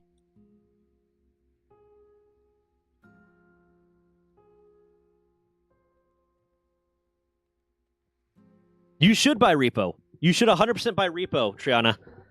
Sorry, I did not see that chat because I was not even looking at this.